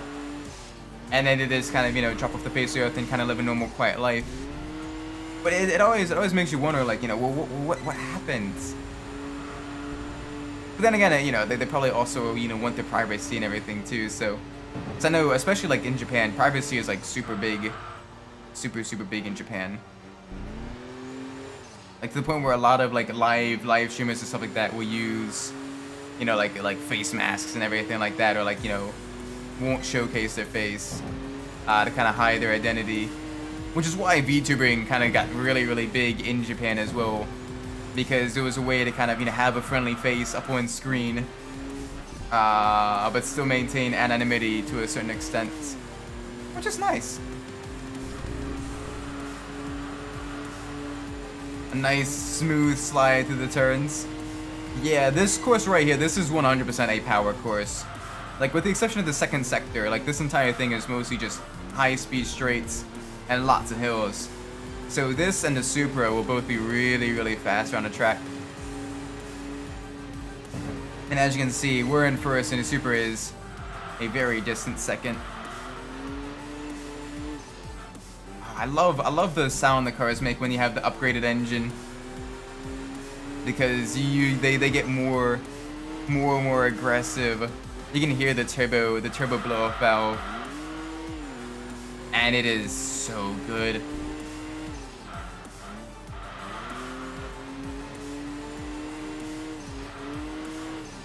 Like this game does a really good job with the sound mixing. This is good. And you get Final Fantasy VII Remastered and your birthday $70 now. Combined? Ooh. That's nice. I may have to look into that. I definitely want to play another Final Fantasy game in the near future. I think I want to finish both of the Golden Suns, because they're basically a part 1 and a part 2 to the same story. And then I might do a playthrough of the old Final Fantasy VII. So I think, I'm gonna post it everywhere. Definitely let the world know, especially if it's like good deals. Like occasionally on the Discord server, like if I see like a game that people may be interested in that it's like super cheap, I'm like, hey guys, yo, this is now like super on sale. If you want it, now is probably the time to get it. So I usually try to keep track. I try to keep my pulse. Keep a pulse of like the sales and stuff like that, because you know it's you wanna not only save yourself money, but you wanna help other people save money too, and that allow them to enjoy the content and everything, or allow them to try out piece of media that they'd otherwise be a little bit hesitant to purchase at full price.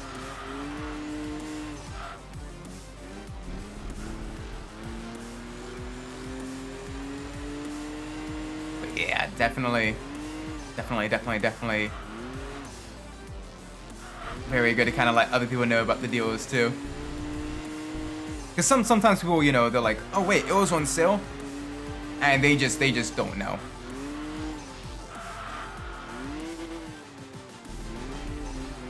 That's why I literally have a secondary Steam account that literally has no games in it, and it just wishlist games so that I can get the notifications in my email of like certain games on the wish list that hey, this is on sale, and so I can then let friends and like other people know about it. Like, hey, this is currently on sale. This is a pretty big sale.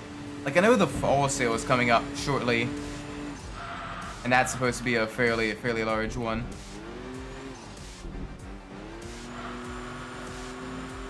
Steam be crazy though during the sale week. I'm like, oh gosh, but money. I'm getting so many games, but it's still a lot of money. Isaac's Secret Dream wish list. I mean, kind of, yeah.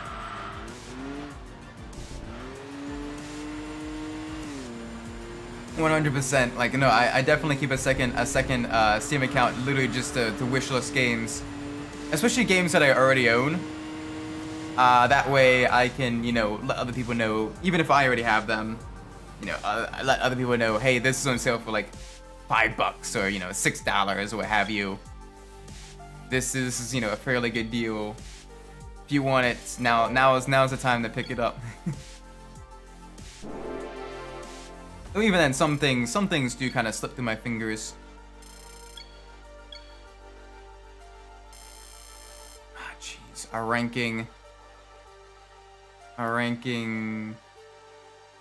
is slowly tanking.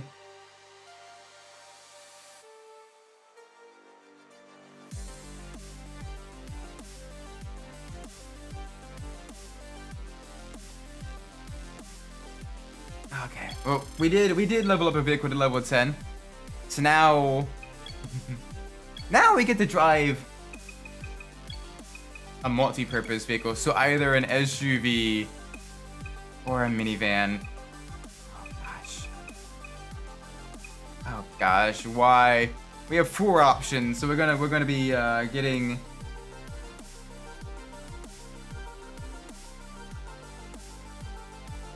So let's get a random number generator up.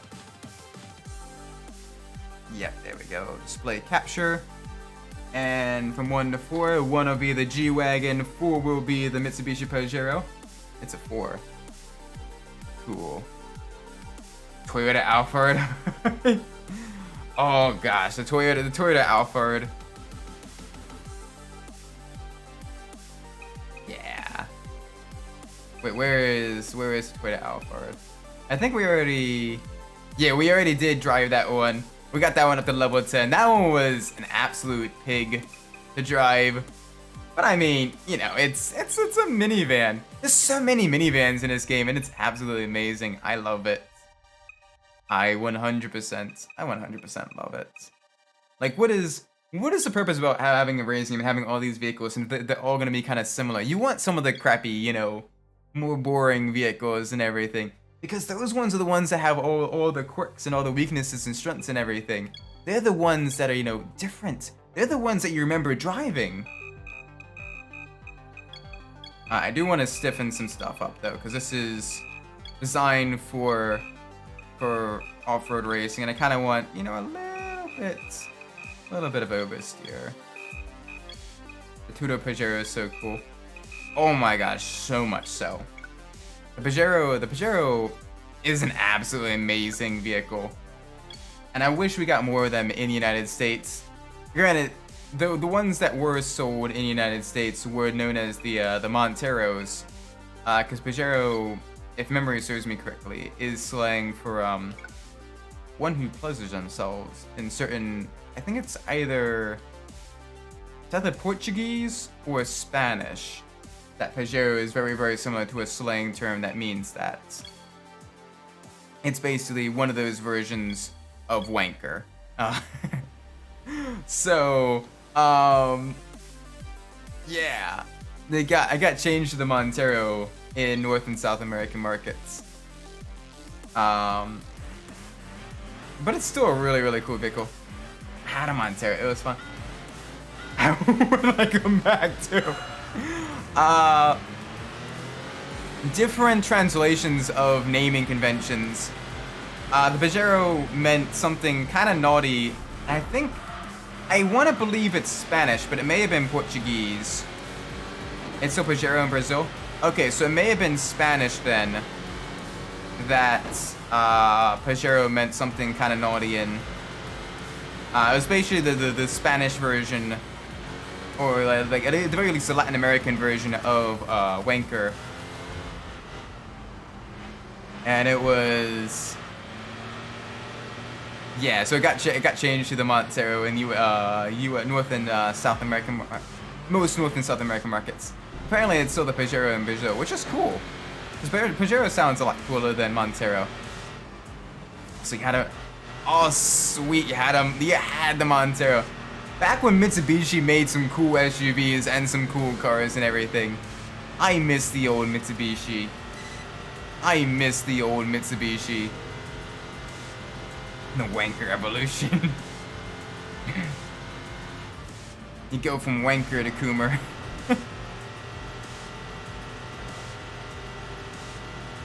Oh gosh. That was horrible. I'm sorry. But no, the Montero, it's also a really, really cool SUV. It was basically like a slightly larger Suzuki Jimny or Suzuki Samurai with a bit more power and a bit more space, but it wasn't nearly as big as like the Jeeps of that era. Like it was a good kind of like balance between like the smaller like super compact SUVs and the larger like Jeep, you know, the Jeep SUVs and stuff like that. And it was a cool car. I definitely wish I could have one. But I kind of like the mid to compact SUV range. Like those are so cool. The Jimny that didn't skip leg day, basically, yeah.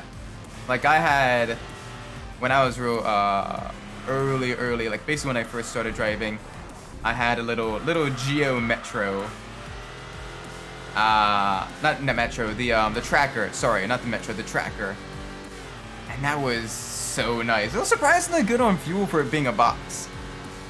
But it definitely didn't have power. But it was still fun. I miss it. I miss it so much. if I ever get extra like space to store like cars or whatever, like if I ever able to like buy a garage or something like that, 100% gonna try to search for a Geo or a Chevy Tracker. I think that would be really, really cool. Whoa. Hello, Greg Fujiwara. Oh gosh. When I did my Enthusia life, man, I could have Birthstone Garage.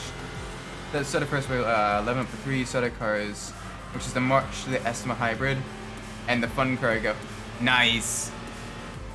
All very, very different driving characteristics as well. The Fun Cargo is surprisingly heavy for its power. The March is very lightweight and maneuverable, but it doesn't have any power. And then the Hybrid has some decent acceleration.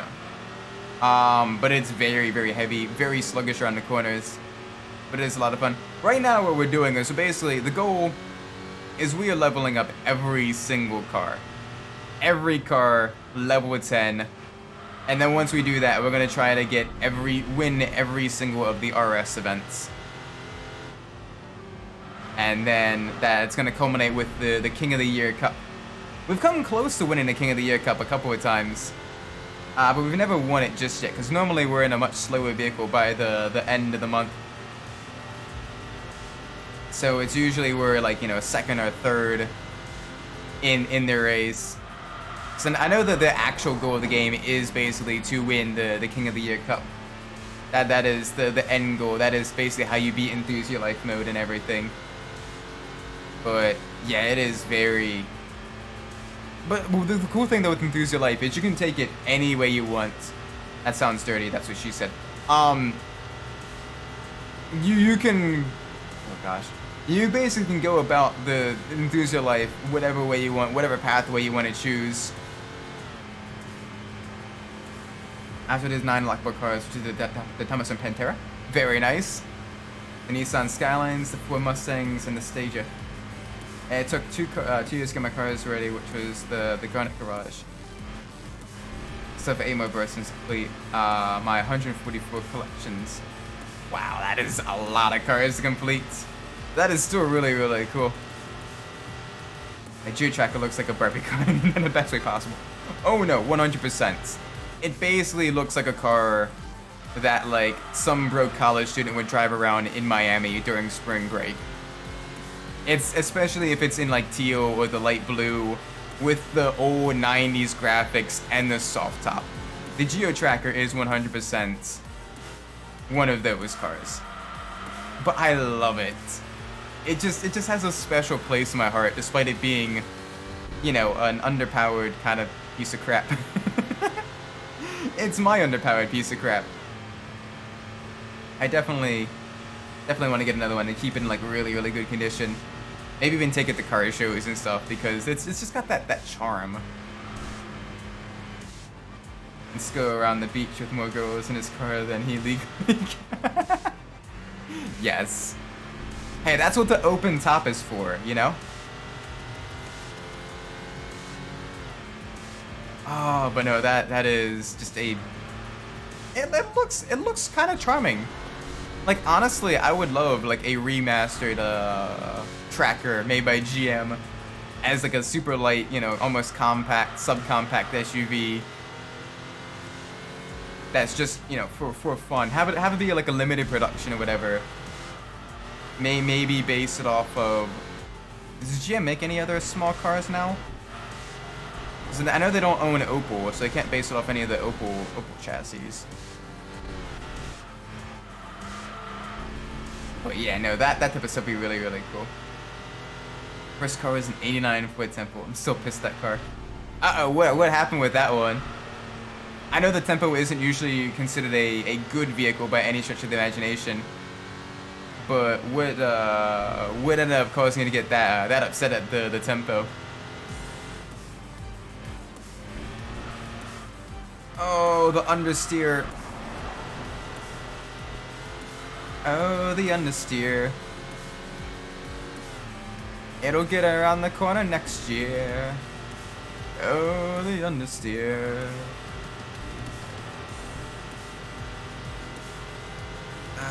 The apex of the corner is not near. 30% garage. My granite was basically compact city cars, followed by JDM sports cars and American muscle cars. Well, the Amethyst was a mirrored collection with aquamarine and diamond. Nice, nice, nice, nice. So with that, I imagine the car had to be, you know, a similar color to the birthstones, and have that as a dedicated garage, you know, dedicated you know, at least have it very similar to the color. So imagine some vehicles, especially some of the luxury sedans, you can't really have them as some of the wilder colors. Cheap garbage are quite a lot of effort to keep going. Oof. We have a small pickup called the Montana in Brazil. Probably went past American safety test though. Damn, that's a shame though too, because I think. Oh yeah, on the Discord, one of the guys mentioned the Montana. It's got like a 1.3 liter diesel, and it's like super small. That would be a cool one to have in the States. I would love to own something like that. Maybe minus the diesel part, but yeah, put like a, you know, little 4-cylinder EcoBoost in that.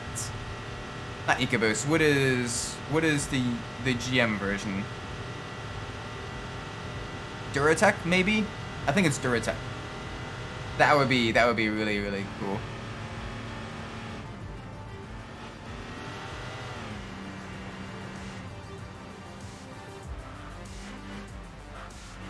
Sedan garage, start getting new.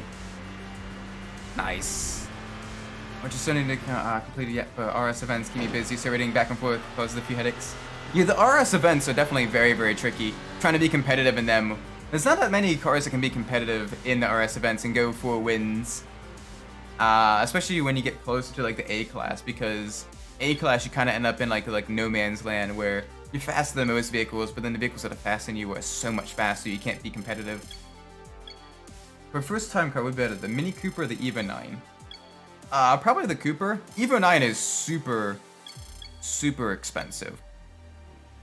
Like ridiculously expensive. Like, hang on a second.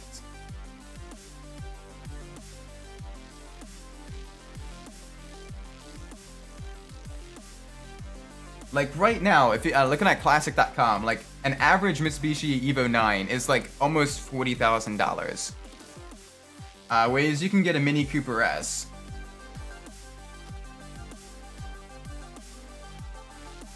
Like you can get a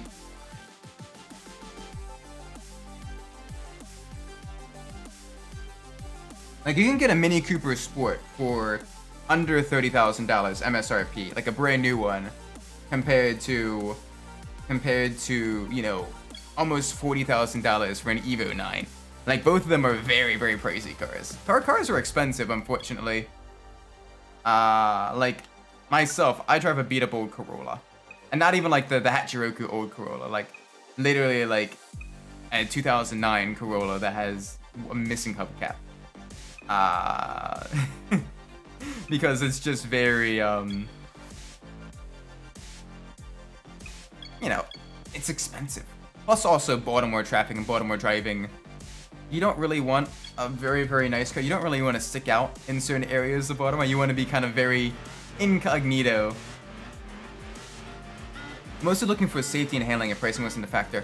Well, for handling, at least for performance driving, the Evo has got four-wheel drive, which will help a lot with you know, acceleration and certain corners as well, coming out of certain corners, as well as low grip traction.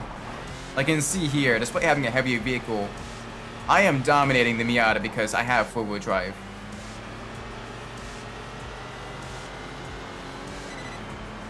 But picture me driving a 2001 Grand Cherokee for some reason. I mean, to be fair, the box Cherokees are very, very nice. It's just they rust a lot here in Maryland. Finding one in good condition here is like finding a diamond in the rough. Cars do not last long here. It's very, very, very easy for them to get, you know, in very bad shape. Plus also, I bought when I bought the Corolla, gas prices were like well in the upper $3 a gallon range, almost $4 a gallon at some points. So I'm like, I need something that's gonna, sip gasoline, like, like a fine wine, just a little, gasoline. Like, not something that's gonna, like, gobble it down like it's chugging beers at a frat party. So that was the other thing as well, is I needed something that was basically relatively incognito, that was fairly inexpensive, because at the time, like, the Geo got wrecked not too long out of college, and it was I needed transportation for my job and everything. So I got the Corolla. It was an older Corolla as well when I bought it, but it's nice. It served me very well. I've basically doubled the number of miles on the odometer than when I bought it.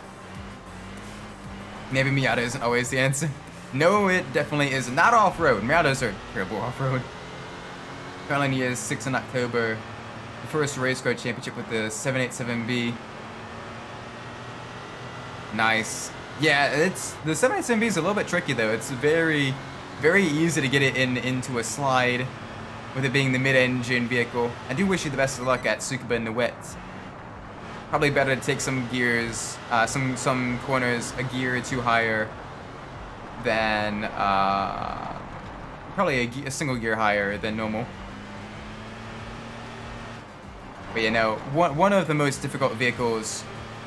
I'm gonna ask you this as well, Gurgit, because you've probably driven quite a few of the vehicles. But for the cars, what has been the most difficult one for you to drive so far? For me, it's probably been either the Ford Thunderbird or the BMW 3-liter CSL, the race car version of that. That is very both of them were very tail happy, and no matter how you tune them, they just wanted to slide on you and just spin. They were not fun cars to drive. One of my favorite cars is the Ford Probe GT with the turbo. Oh, nice. Yeah, the Probe is a surprisingly nice vehicle as well. Yeah, ironically, the Probe almost became the Mustang, but when people heard that the new Mustang was going to be front-wheel drive, they sent in so many angry letters. I think it was the Probe that was almost a Mustang. It may have been a different vehicle. But yeah, the Probe was, I think it was the Probe that was almost a Mustang. And when fans heard about that, they like absolutely flipped and sent so many angry letters, and they were like, okay, we can handle a 4-cylinder, but we are not going to get a front-wheel drive Mustang.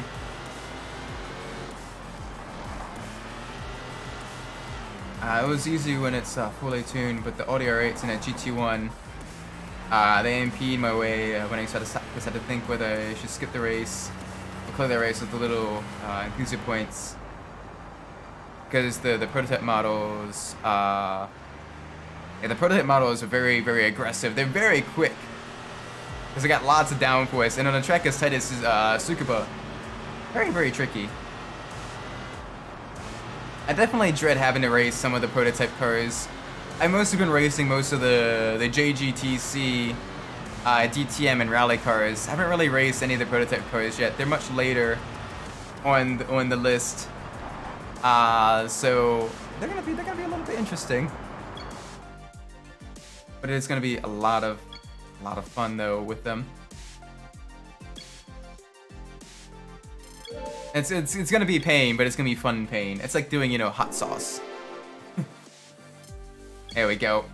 2 levels. Shave a little bit of weight off of the SUV. Oh, our ranking is not well. We need to really boost it up as much as possible, because it is really close to the cutoff of the RS events. All right, the Limestone Cup. Are you kidding me? Are you kidding me? It's like, hey, I know you're driving an SUV. You know, it'd be a great matchup against that? A supercar.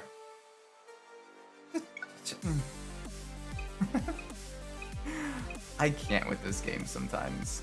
I love this game, but sometimes the game's like, hey, let's have a completely unbeatable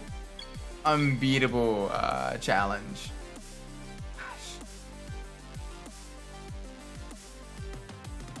Wow. Alright. Let's do this. Auto Mountain, one of my favorite courses in the game. It's got a very nice flow to it. Very beautiful as well.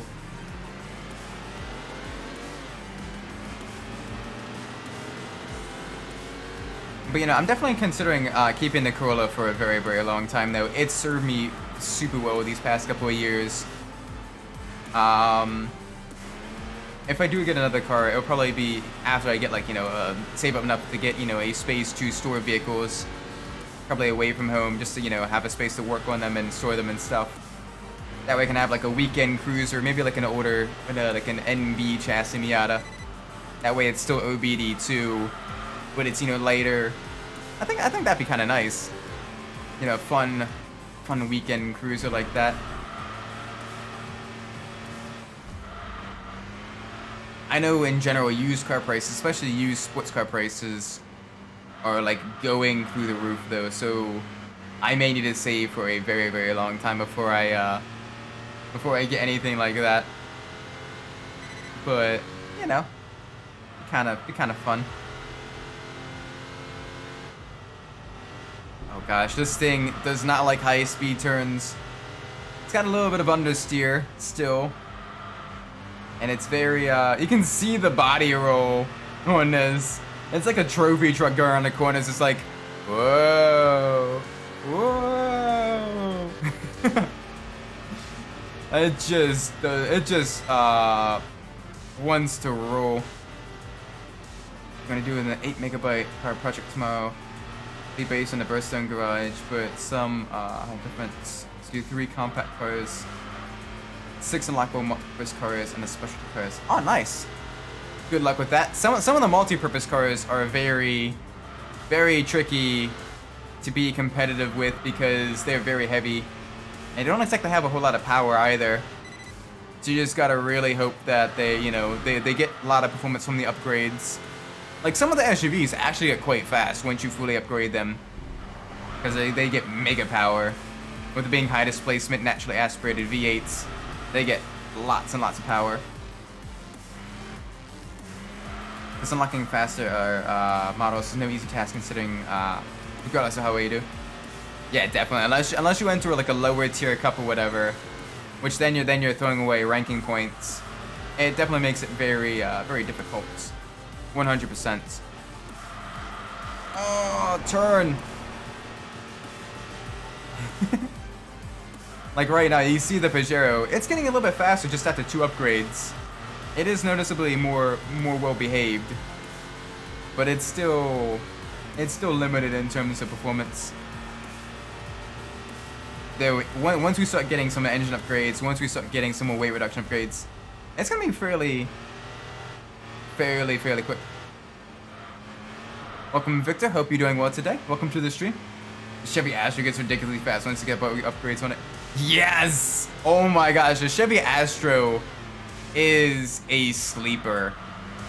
That thing actually gets really quick. I love that car. Also because my parents, when I was a kid, they had the GMC version, the Safari, so I had that nostalgia bias as well. But oh my gosh, the Astro is great. Pretty much any 4-wheel drive car in this game becomes absolutely OP once you upgrade it though. Like for example, the Volvos, the 4-wheel drive Volvos, both the S60 and the S70, they get really fast. Plus also with them both being turbocharged, you get the beautiful blow-off valve on them. So with those, it is really fun driving them at full tune. And because they're C-Class cars, the game definitely thinks they're a lot slower than they are, so you're up against, you know, vehicles that you can very easily beat on most courses once they get fully tuned. Like, they're really nice.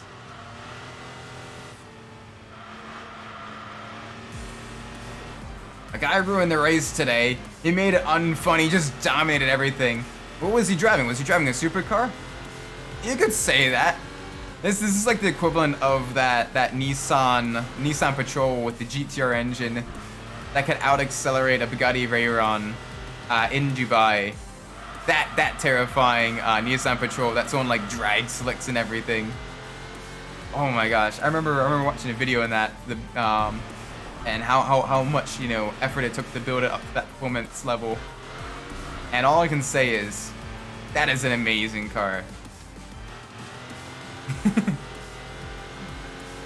But no, it's always kind of fun when people you know, race more unique vehicles. Like I like to watch a lot of like bracket racing as well. Which, if you're not familiar, bracket racing is basically a type of drag racing where you're trying to get as close to what you estimate your car to run as possible.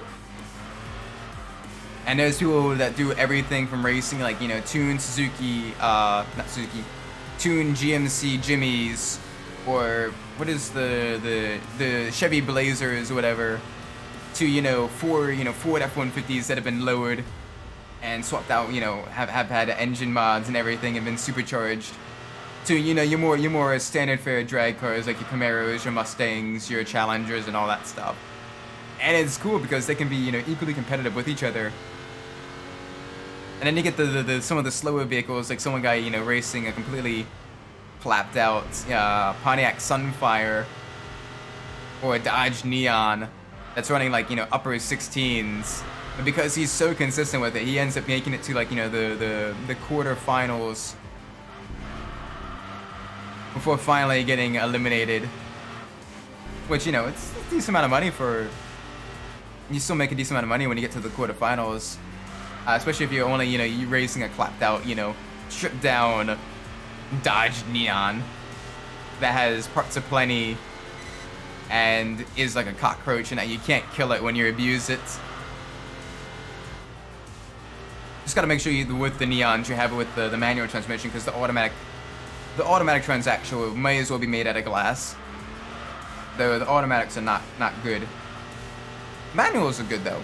If you get it in manual, it is decent. There we go. Fairly consistent lap times as well, right around the 125 range. Very nice. I said Autumn Mountain and Autumn Hill are some of my favorite tracks. You can just really get into a flow. Very clean race as well. Oh my gosh. This should be well enough for probably 2 upgrades. This thing is gonna get upgraded like that. Oh no, just a power upgrade? Okay, that's fine. Just a power upgrade. And there's our ranking points. Yes, please. Alright, let's see what else we can do. The Arc of Triumph Anniversary. That is still an 11.5. Okay. Let's do this one. What are we up against? A Pantera. Oh yeah, easy. A high-powered mid-engine rear-wheel drive car in the snow. I can't imagine it's gonna be that fast. We got this. Plus, it's fun to drive some of these, the four-wheel drive cars, because you have to get to race them in the winter conditions and stuff like this.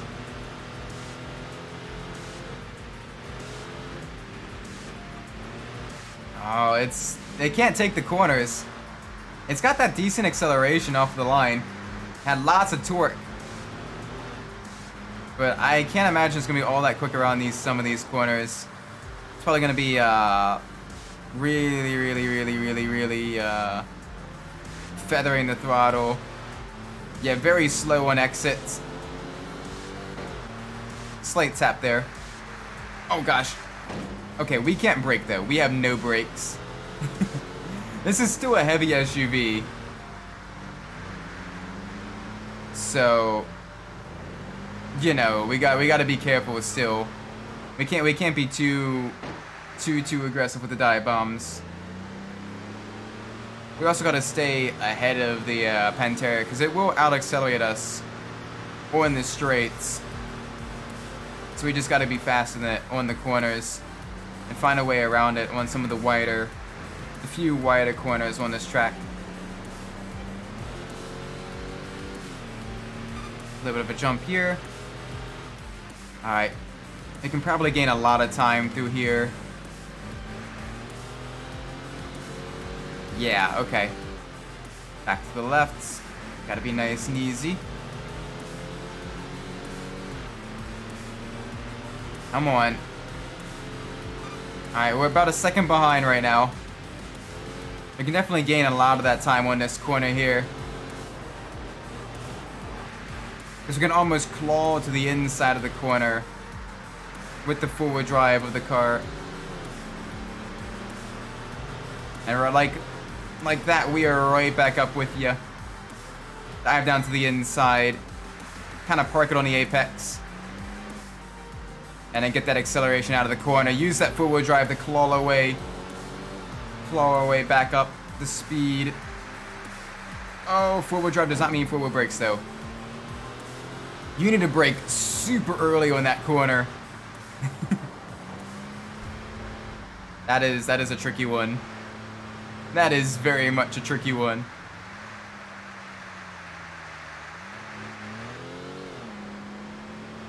Come on.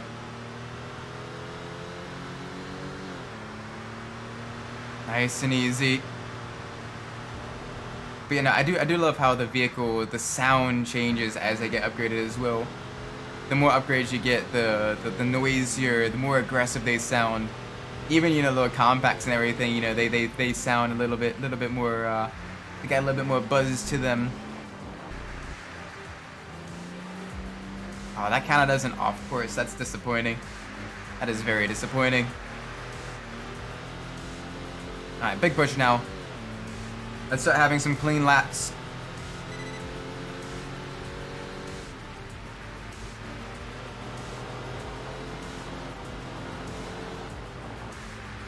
Traction has left the chat.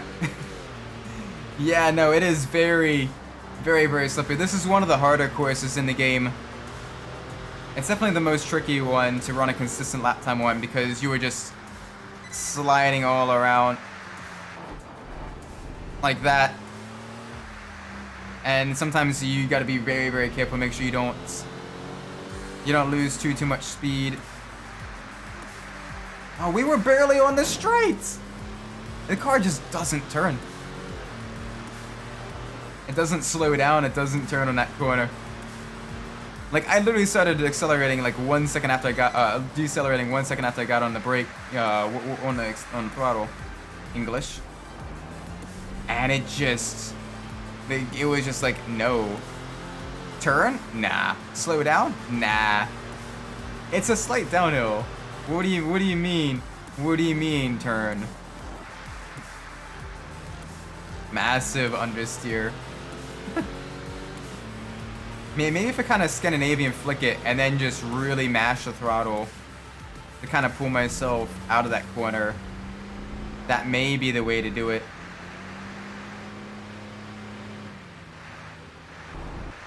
With a vehicle as heavy and as high up as this one, it's going to be a very long Scanda flick.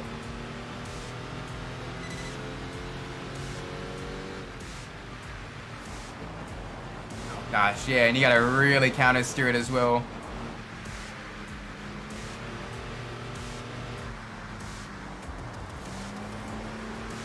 Nothing like hitting the curb sideways, the high speed to slow down.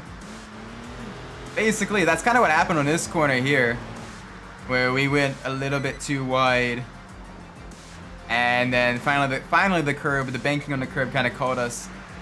We were able to get around the corner.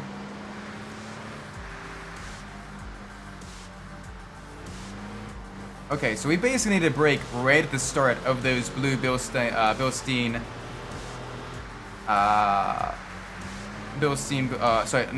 Olin's billboards. Gotcha. Okay. Jeez. This thing. Granted, it is showcasing its rally and off-road pedigree. It does have that great acceleration and that great traction on the hill climb. And out of some of the slower corners, like it is able to really pull ahead of the much more powerful Toyota Pantera. But and it's handling the bumps absolutely beautifully. But it is not all that happy with some of the tighter, like going from high speed to low speed. It does not have the best brakes. And it's definitely a vehicle designed for much more open off-road courses. Something like Mirage Crossing that has a lot more bumps and everything.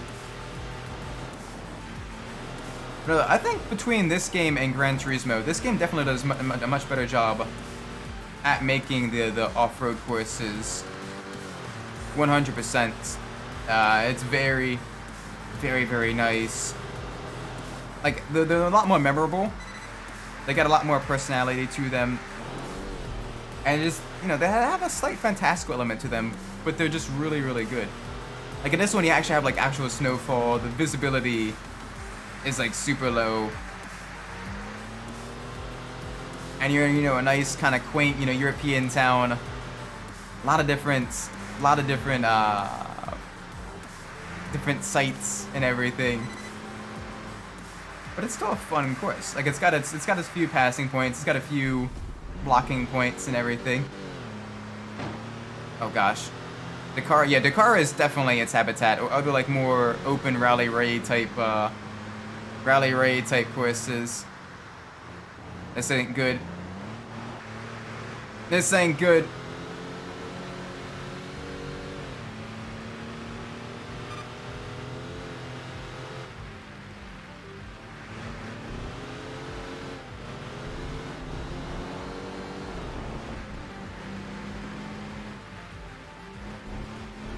I know I kind of cheat-seed a little bit there. No! Oh, pain. I went wide on that one hairpin and it just ended the race. Oh, pain. Pain, Pecco.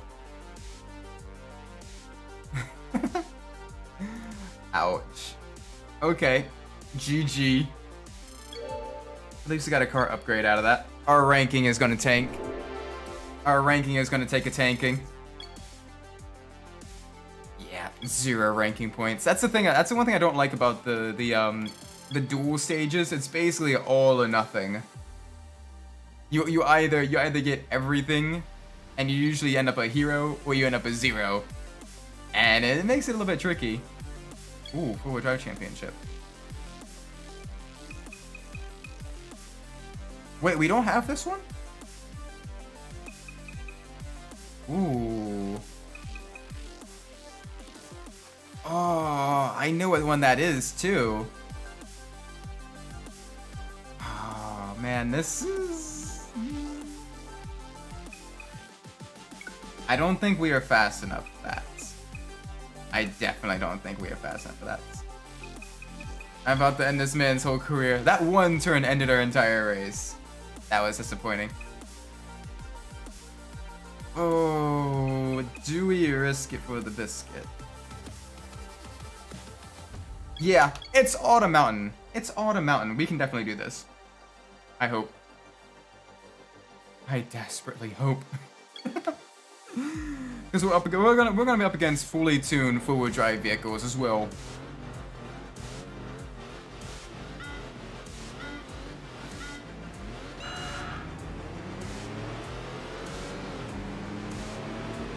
I'm just hoping if we can finish 4th, if we can get a 4th place, that is what I am rooting for. We're already kind of struggling in that aspect.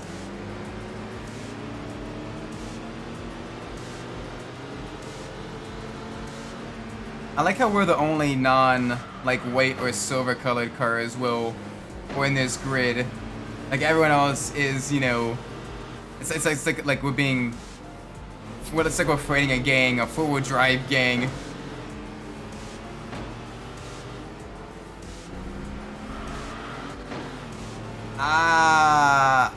I don't know if we can do this.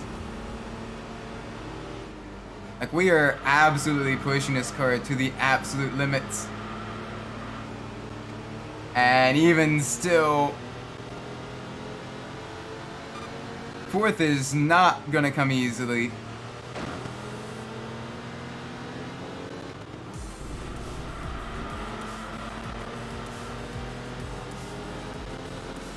And you can hear them as well. Like these are fully tuned four-wheel drive cars. They're gonna be really, really quick on the straights. We're only moderately tuned, and we're in the Mitsubishi Pajero, a big ol' SUV.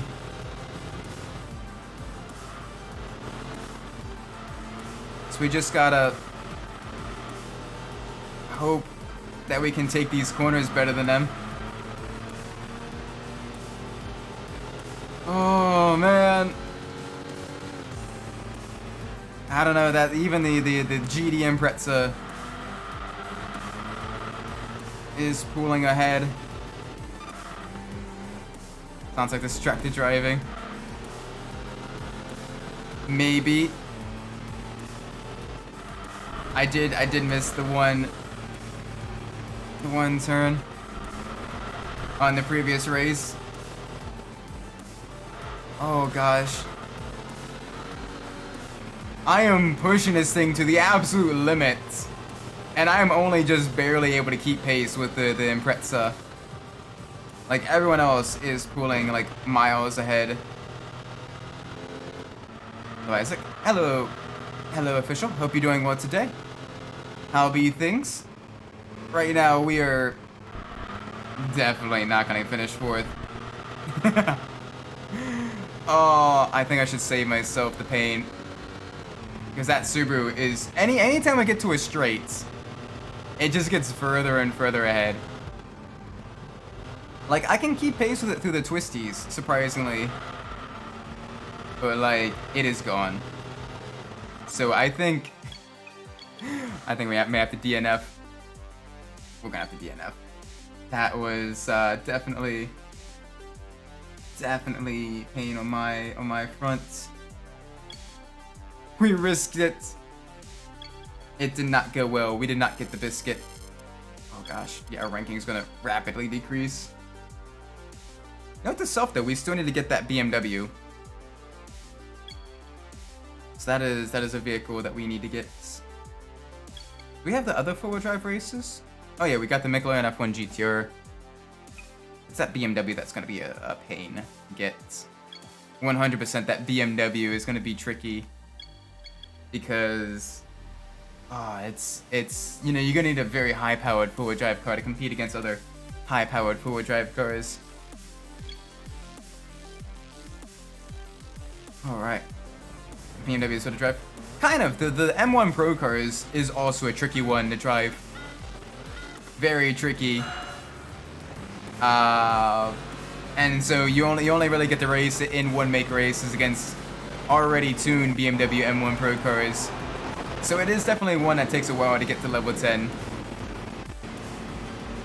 Whereas some of the other race cars do level up fairly quickly if you can keep the race clean, because for the most part they race on actual racing circuits, so you can usually get, you know, a track that you're decent at, or has, you know, some decent, you know, overtaking spots that isn't, you know, a city circuit. Oh my gosh. Like, for example, low end steering is a personal favorite of mine. This is a really, really good track. Very, very nice. A lot of good variety of corners. It's got a nice flow as well to it. Good overtaking, good defending spots. And so it's very easy to have good racecraft, have a very nice clean race with the opponents on this track. Plus, with everything being kind of marked, it's very easy to kind of pick and choose where your braking points are, how to turn into the corners, how to get the car all nice, you know, polite with you. Whereas with street circuits, it's much more awkward geometry. Very, very, very tricky. I keep forgetting that this thing has no brakes, though. The brakes on this are genuinely dreadful. Which is fine.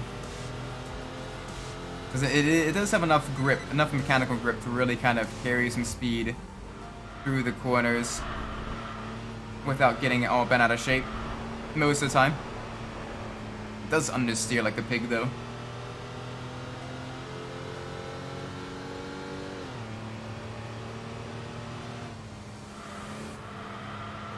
Nice and gentle. With four-wheel drive as well, you don't want to mash the throttle too much on the higher speed corners, the long high speed corners. You definitely want to kind of be gentle with the throttle, kind of go midway, because that encourages the car to rotate a little bit without getting the lift off the oversteer or snap understeer. You want to be very gentle with the throttle there. Same with front-wheel drive cars as well. It's very different means of driving them.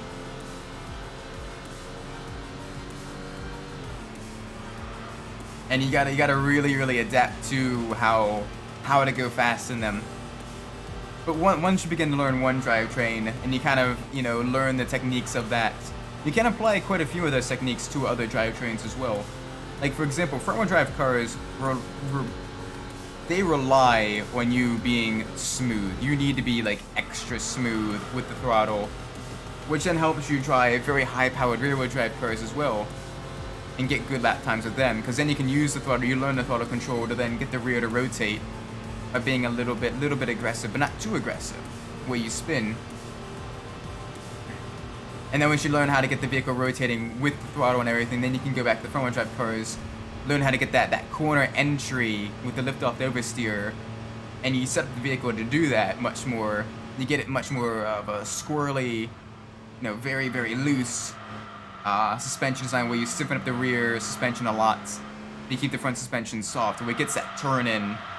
It wants to rotate into the corners, and then you can catch it almost with the throttle by getting onto the throttle to pull yourself out of the corners. And that's how you begin getting faster lap times there. And then then once you learn how to set up front-wheel drive cars, you can set up rear-wheel drive cars. It's basically kind of the opposite of getting it, you know, to be smooth on corner exits, and allowing you to get onto the throttle as early as possible and carry as much speed through the corners as a momentum car. And it's just all really cool. It's like, and the more you learn, the more then you can then apply it to other things and then learn more there. So learning and racing is basically, it's like an S-curve. You start out knowing like next to nothing, and you gradually learn a little bit here and there and here and there, and then you have that aha moment, and you get that exponential growth, right? Where you're like, okay, you can, like, your lap times are dropping off by like seconds. You know, you're getting really good, really consistent times and everything. And then it flattens out again, and you're like, oh my gosh, where is that last second, or where is that last tenth of a second? And you are chasing that, trying to figure out how to get just a little bit faster. And that's where it gets kind of frustrating. But it's a fun frustrating, where once you get it, you're like, yes! Oh my gosh. Like, it is very rewarding. Just in general, like, racing in general is a lot of fun.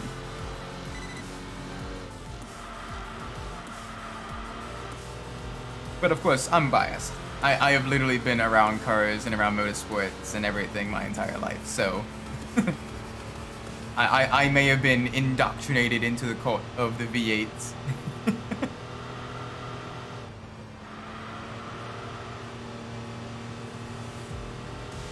Alright, come on. Nice and smooth. Okay. Yeah, this thing still doesn't want to turn on the high speed corners. Low speed corners, when you're off throttle on the brakes, it's fine, but high speed, it's not quite there yet. There we go, though. That is nice. Sweet. Alright. This should be enough for another level up.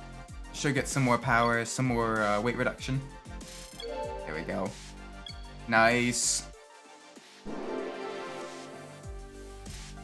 Okay, never mind, we just got tires instead. We got some grippier boys. Extra grippy boys. And thankfully our ranking improved. We're kind of threading the needle, well, not threading the needle, we're kind of doing a balancing act, trying to keep our ranking above 50. because otherwise it is very, very, very difficult to get it back. Although right now our vehicle is nowhere near fast enough to be competitive in.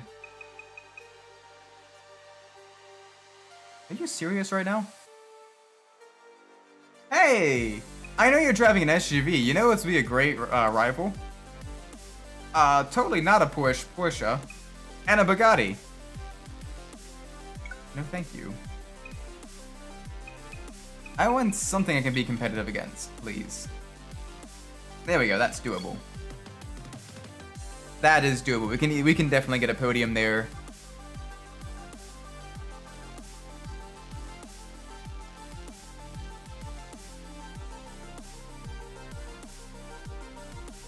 Alright, let's do this. Tsukuba. The rain and the tight tentacle corners should definitely help quite a bit with the with this vehicle's traction and acceleration. We should be good here. I don't think we may have a challenge for the lead first corner because we do have the legacy wagon right on the inside. Oh wow, that Mercedes did not even want to wait at all. They were like, nope, first corner, passing the grass. They don't care about track limits. They don't care about racing rules. They're just like, nope, we're gonna pass in the grass. Very reckless, very dangerous. Don't do that in real life. People get very angry at you, and you probably get banned from racing for a little bit. At the very least, you know, penalized. You usually want to stay within the white lines. You can kind of see them on both ends of the track. That kind of denotes the track limits. I'm gonna swap the normal engine to a Nissan Fairlady 240Z. Depending on the V8, you're probably gonna need electronics. You're gonna need different motor mounts, and you definitely need a different, at the very least, different transmission bell housing. And probably an entirely different transmission to handle that. You're gonna need to stiffen up the front, depending on the V8. If it's an aluminum block, you should be fine weight-wise. But if it's an older iron block, you're gonna need to stiffen up the front suspension a bit. If it's a newer V8, more modern V8, you're going to need a lot of the electronics. Even some really obscure stuff, like some, for example, the LS swap. You actually need the harness for the fuel gauge in the dash from a vehicle with an LS motor because that does feed right into the OBD system. So you do need all the wiring harnesses. It is expensive. Engine swaps are expensive. I will repeat, engine swaps are very expensive. They are really cool, and when done right, you can make massive amounts of power in a very lightweight chassis. But engine swaps are expensive. Sometimes, especially if it's not a very common swap, you're going to be doing a lot of custom fabrication yourself or getting a machine shop to do that fabrication for you. And that is not cheap. Not one bit. If you do that though, I do wish you the best of luck. I would definitely peruse online forums, either of potentially the engine you're looking to swap in, or the chassis that you're looking to swap the engine into. So probably Nissan Z forums, as well as whatever V8 motor you're looking to swap into it. Peruse forums based on that V8 and see if other people have done that for you. Because they may have been able to make, you know, custom components themselves, or have the CAD drawings for those custom components. That way you don't have to design it from scratch. You can then take it to a machine shop and say, hey, I want this, and it'd be a lot cheaper than saying, hey, I need a solution to this. Because then they don't have to design, they literally just have to make it. Definitely recommend doing that. Definitely recommend asking around, price things out, and make sure you have enough money for the full swap first. Plus, I'd say about 10 to 15% extra, just to be on the safe side. As someone who has worked with friends who have done engine swaps in the past, yes. Because no matter what, no matter how well planned it goes, things will go wrong. Things will break. You will find issues with the vehicle or with the engine or with whatever that all of a sudden it's, oh no, this isn't working, and you need to come up with a solution fast. So definitely make sure you price it out, but then add, like I said, an additional 10 to 15% on top of that budget, because you want that extra reserve just in case.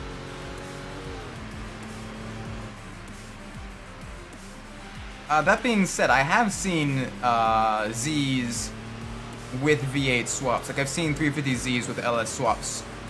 And I've seen some of the older 240Zs, I believe, with the LS swaps as well.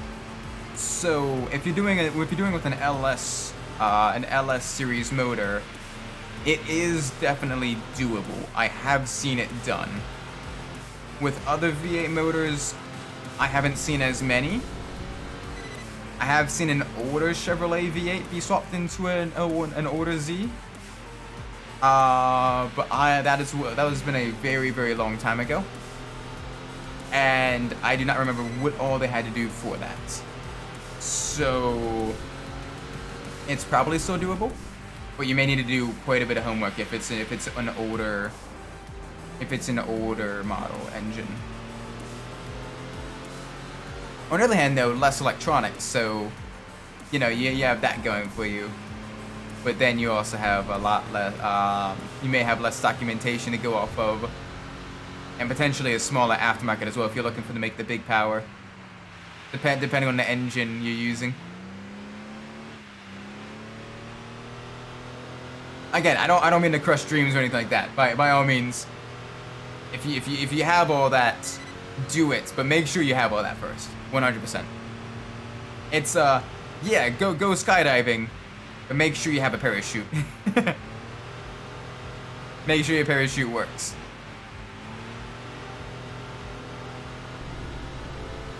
Because if it doesn't, if you have those nasty surprises, well, you may be out a lot of money, and that project may be sitting for a very long time. So you definitely save up 100%. Make sure you have the budget for all of this stuff right off the bat. Or at the very least, you're in a financial situation where, as the build is going on, like, you can consistently put money towards that and buy stuff and gradually keep working on the build yourself through that. One or the other. Like, don't assume you're gonna be able to do, like, you know, big project car stuff like that on, you know, lower to minimum wage salary. You don't. It's not really possible. Not in this economy, anyway.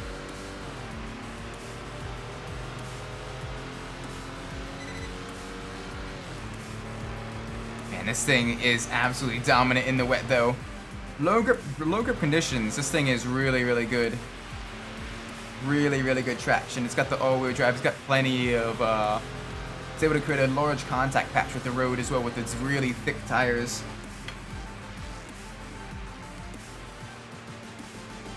SL500 did a decent job as well. I look forward to driving that in the near future. That is a very, very, very nice, beautiful car. The SL series of cars. There we go. Alright, 2 more levels. Very nice, very good. Yes, give us that ranking. Give us that ranking, please. Alright, let's see where we can go. Let's see where we can enter now. Ooh, some tricky stuff. Under 4 liters. Alright, so NSX, Jaguar. Yeah, we got this. We got this. The NSX may be a little bit tricky, but everything else we should be able to beat pretty handily, I think.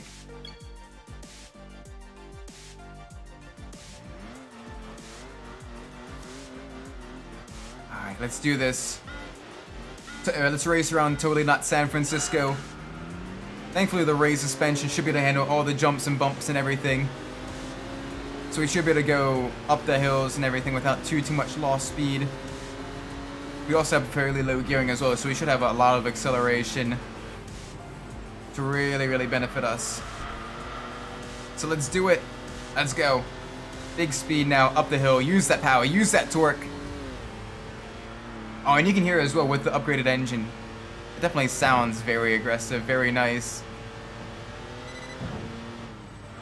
You can hear the brake, the racing brake pads as well, the kind of squealing.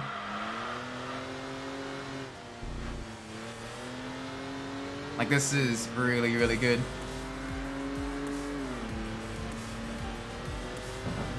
Alright, gradually graze on the brakes to get it to turn in, because it definitely does not like these high-speed corners.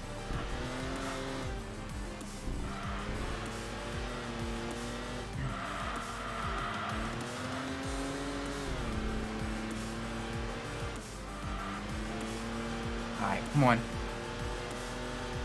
We got this. We got this. Easier on the hairpin.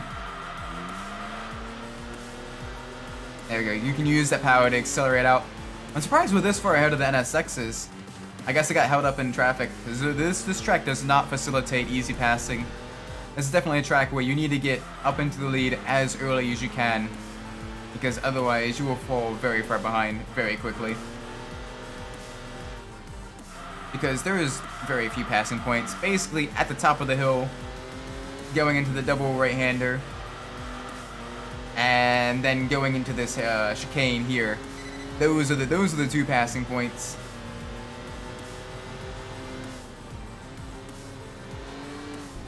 Easy. All right, back onto the throttle. Nice. All right, that's another lap down.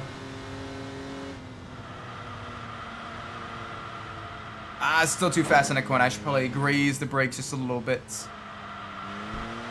Yeah, this thing does not have a whole lot of high-speed maneuverability. It's definitely a vehicle designed for much lower speed corners, or for going in a straight line across the deserts. Basically, one of those two extremes. Mid and high speed corners, definitely not the best for it. But coming out of that corner, that was very nice. Managed to grab just grab the asphalt and go. Alright, we do have the NSXs now catching us up.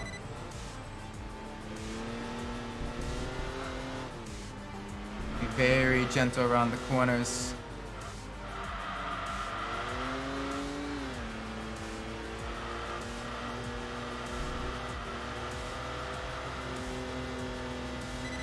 Alright.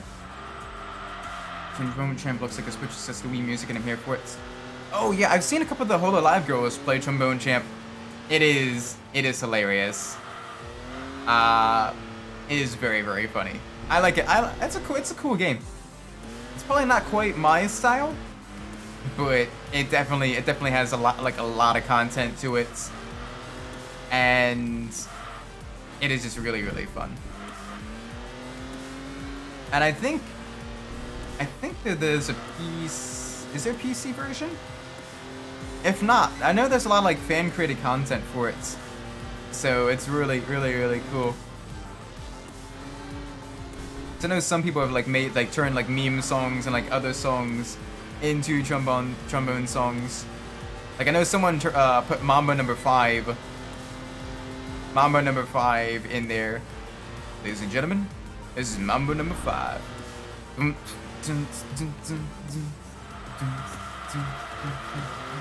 1, 2, 3, 4, 5. Everybody in the car. The song's copyright to the liquor store on the corner. The boy says he wants some gin and juice, but I really don't want.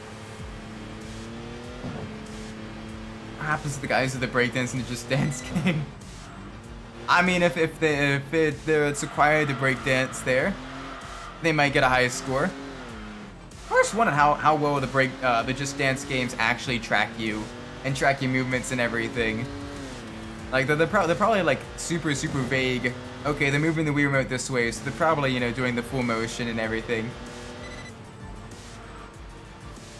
Like unless it's like maybe like Connect, like it'd be very difficult to kind of judge how well someone is dancing. Like they're only really tracking like one hand. So you could probably just stay there, stand still, and literally only do like one you know, one-handed motion with that and probably get like a perfect score. It'd be silly, but you could probably do that. The most low enthusiasm just dance stream ever.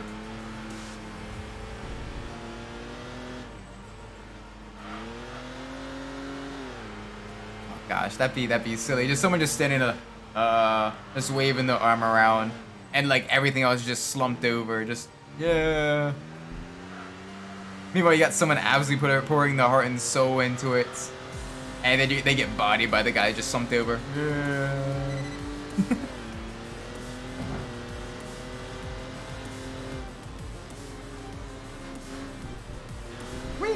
Over the curbing. One thing this car does love is the bumps. There we go, nice across the line. Very smooth. Nice. We even beat the NSXs.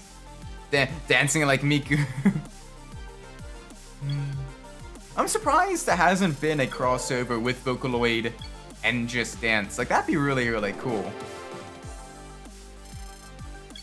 Like, cause I mean, there's so many Vocaloid songs out there, and all of them have like their own, like, you know, dancing things and everything. I'm sorry, there may actually be a crossover. I just don't know about it.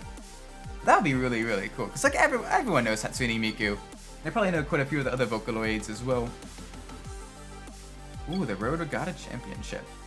The Road Regatta, yeah, we're doing it. YOLO. It's Mako. It's Mako Stratos. Mako Stratos? Mako Strata. Didn't have an dancing game before? I think it's like, is it like Idol Master or something like that she's in? Which is a similar rhythm game. But yeah, they have her in a few games. They also have her as a sponsor for a race car in Japan. Like, no, seriously. There's a Natasha livery in an actual racing series in Japan of Hatsune Miku, and it is glorious, and I love it.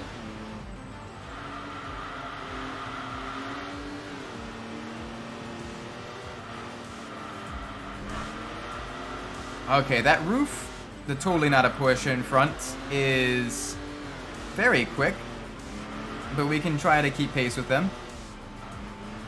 Everything else is very far behind, so we can probably not worry too much about them. But that roof is very rapid.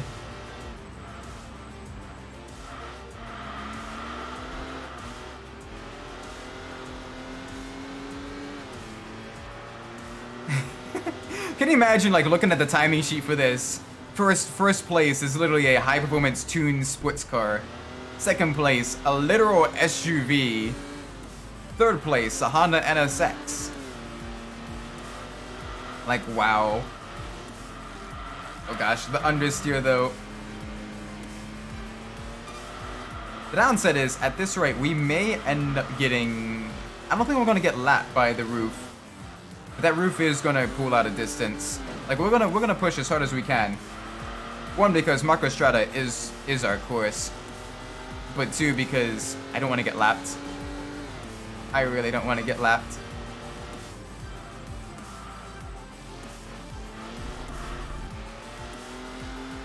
Come on, big push. But you see that speed they gain on us on the straights. Like anytime a straight comes along, they just pull like a good like 2-3 seconds ahead.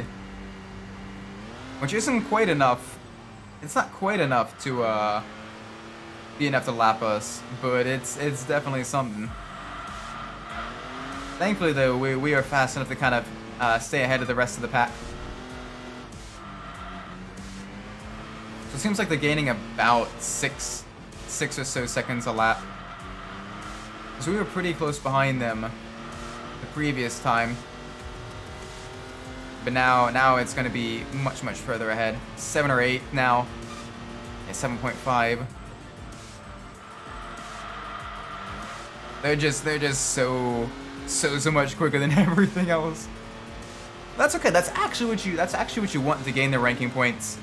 is one driver to just absolutely blow the competition away, and then everyone else to be roughly on pace or even slightly slower than you. Because then that skews the ranking points in your favor because of the odds. It takes it as, you know, oh my gosh, you're so much slower than this one person, so it gives you so much higher odds. So you can actually be, you know, somewhat competitive and still get massive, absolutely massive ranking points.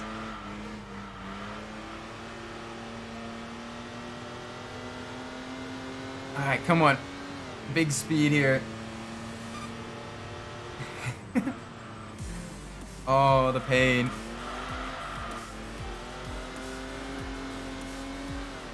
On the bright side, this is a very, very nice looking SUV. I would definitely love to own this in real life. Oh gosh, I've got to be a little bit careful. Third place is catching us as well. We are faster than them through the chicane. But everywhere else, they are catching us up. I can't quite see them clearly in the mirror yet. I know it's a red car, but yeah, I don't know what they are. I do know for certain that roof is going to lap last place very easily, considering now there's only a single long straight that separates them. Oh, what are you? That's the NSX. That is the NSX. Ow. Ow. That was painful. Don't rear-end me. If you're gonna rear-end me, at least buy me dinner first. Ooh, that was dicey. Side by side through the chicane. Side by side through the yeet chicane.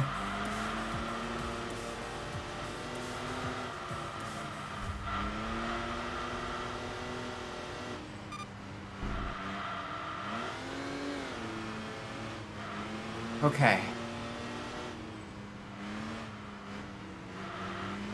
Gotta go on a defensive line. It's not gonna do much because they are so much faster than us in the straights. I got an extra like 30 or 40 horsepower. And that beautiful V6 of the NSX. Oh man, that is a beautiful car though. It's a car that Ayrton Senna had a hand in developing and testing, and was one of the first cars to have an aluminum unibody. An aluminum unibody chassis which allowed it to have a super lightweight chassis and made it very, very nice. The NSX in general is such a cool car. I'm very glad Honda made it. I'm very glad Acura made a new one as well, even if it's a lot more expensive and more luxurious. It's still a really, really cool vehicle. But man, we're trying, we are pushing hard.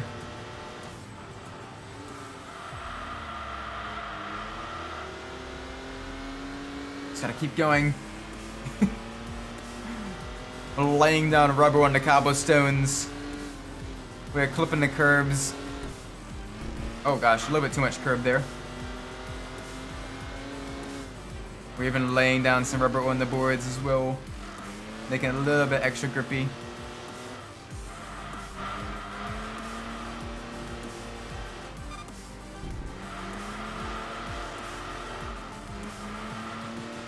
Okay. We're doing alright. We're doing alright.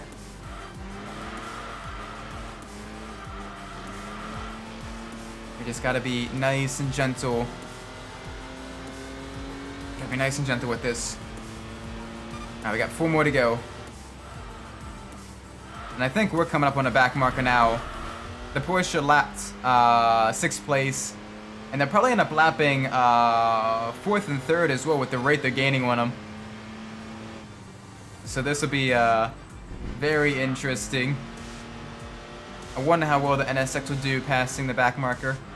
They are rapidly closing in. They are coming up on a twisty section. So it may allow us to gain a little bit of time on them if they can't effectively get by.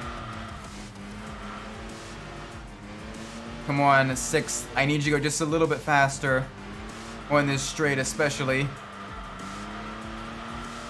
And the next straight too. Hold them off as much as possible. Oh no, that is a major dive. I can see them going side by side through the corner.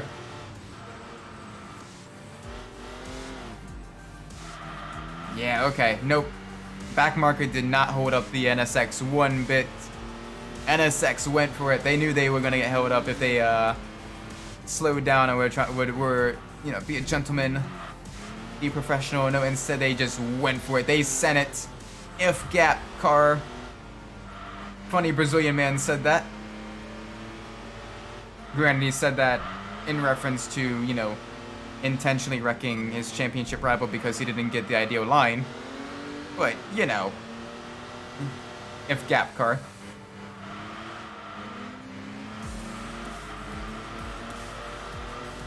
Alright, there we go. Let's go a little bit faster.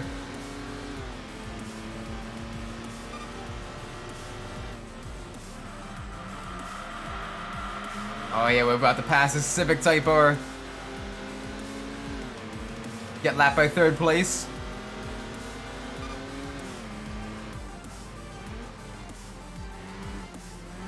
There we go. Very dicey corner to overtake one. We're a little bit quicker. We could have passed him on the back straights. Fortunately, that's not the case. I can see the Porsche about to pass the third and fourth. The field is really, really spread out with this many laps and this short of a track. The field gets really spread out. You get a lot of back markers. You get a lot of those troubles.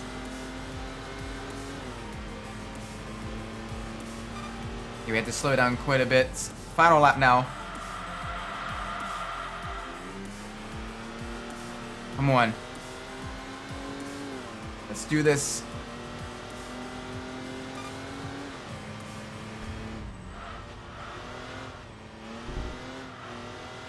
Oh, easy. Easy peasy, lemon easy.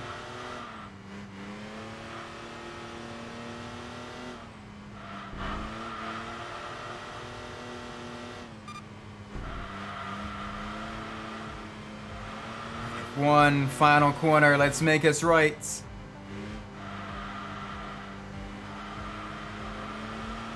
There we go.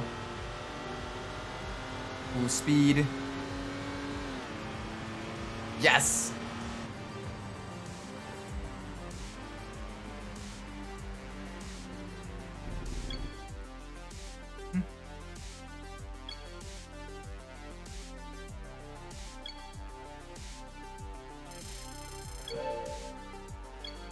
Alright, nice. Finally, we completed the Pajero. And lots of ranking points for it as well. Our ranking, number 1. It's going to plummet like a rock with the next vehicle. Even though the next one is going to be a specialty car, which are usually moderate performance sports coupes. Alright.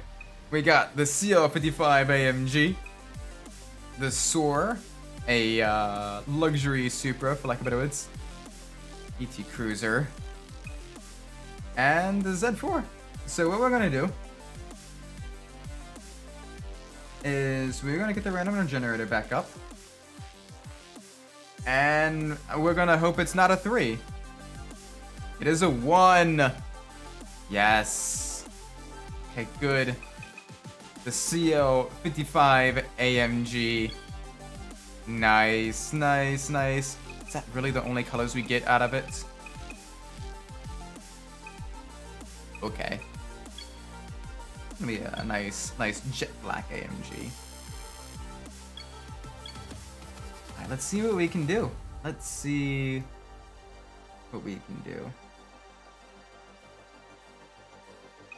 Alright, so we're gonna adjust some things here.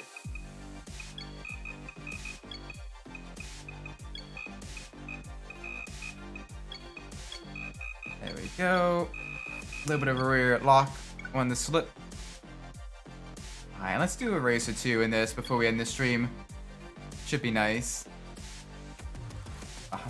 Of course now there's the Baja. Of course now there's the Baja race. Of course now there's the Baja race.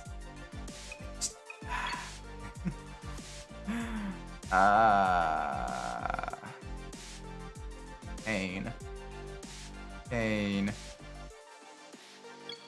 Alright, let's do a race at Speediopolis. We don't get to race at Speediopolis all that much, but the AMG should do very well here with it being a very high performance, high speed split scoop. We should have a power advantage to, compared to most of these vehicles here. And enough cornering ability to maintain some speed around the low banks. Yeah, again, it's a flippy floppy paddle shifter. No clutch. That TVR is gonna be going. That TVR is gonna be zooming. Oh, they backed off. Okay. Fine by me. I will happily take that.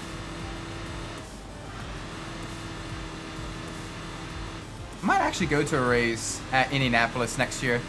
Planning on maybe doing either the Battle in the Bricks, that's IMSA, it's a 6-hour race there. And that one's got the prototypes and everything as a multi-class race. Or I might do the GT World Challenge 8 hours of Indianapolis later that year. I might do one of those two. I definitely want to do at least one of those two that year. As well as maybe the race at Watkins Glen. The 6-hour IMSA race there. Trying to get all the schedule and everything all planned out and get hotels and all that booked. Because that would be a lot of fun. It's so much fun. I want to start going to more live races and everything around the country. So yeah, I've been to a bunch of live races and I've been recently, but they've been mostly kind of more localized, kind of club level or grassroots level motorsport. I definitely want to go to like some of the bigger events and watch some of that. I think that'd be really cool. Alright, keep it going. Keep the speed up. Yeah, this thing is got quite a bit of power. It's very streamlined as well, so it's just a blasting down the straights. It's got enough grip as well to maintain the speed on the corners. Like, this is very nice. So much speed. Of course, the TVR is also right in our slipstream. About equal in power, but not quite as aerodynamic. So it's going to be very interesting seeing how well these two compete against each other. Because it is lighter weight though, so it's able to handle these corners a little bit better than us. So it's able to carry a little bit more speed out of the corners. Right now we got a high-speed drag race. As that TVR is still right in our rear view, where we're kind of holding it off. We can go on the long straights where we're pulling ahead quite a bit more. But on the shorter side straights, it definitely gains a little bit more on us because it's able to take those corners a lot faster. With it being a much lighter weight and grippier vehicle. So this is going to be very interesting to see how this plays out. Third place is also slowly catching us too. So, oh man. Come on.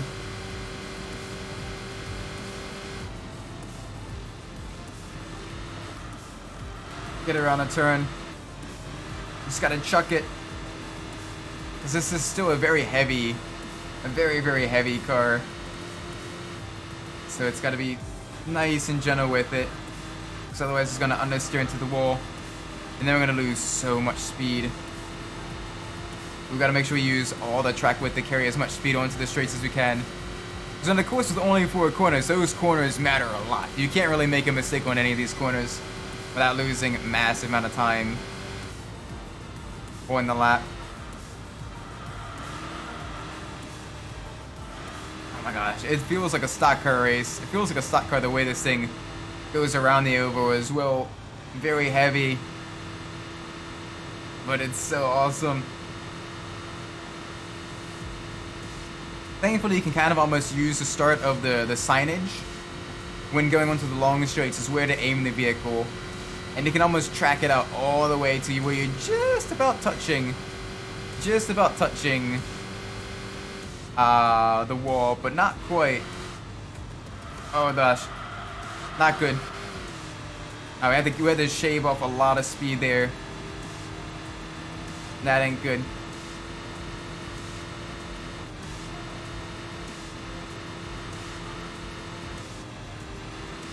There we go. Decent-ish. We made a few mistakes there. That TVR is still right on that tail. It's within a second this entire race. Down to just above half a second now.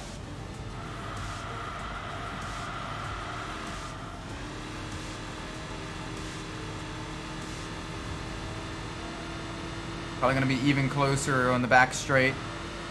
Yeah, you can see them getting close. We got 2 more laps, 1.5 more laps really, to hold them off. Oh man.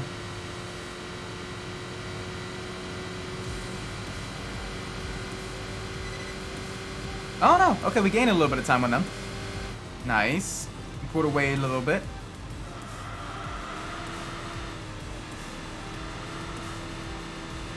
Good, good, good, good.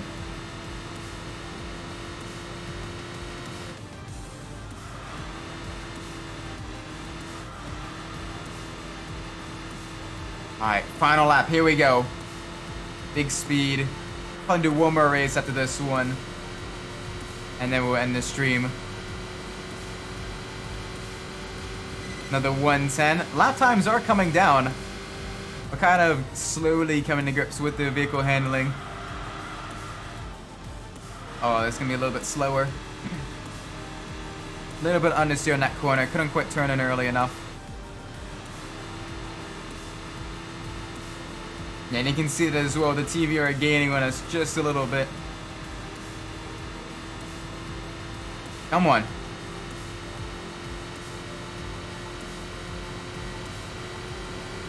This thing has such long gears as well. Like, I wonder if this is a 5-speed or a 6-speed transmission. Probably 5-speed. But the fact that even on this circuit, you know, super, super high speed, like, we're not even coming close to reaching a top speed. We could probably set the vehicle to, a bit more towards acceleration and get away with it, so that we can use the final gear and get a bit more acceleration out of the corners and everything. Yeah, it's 5-speed.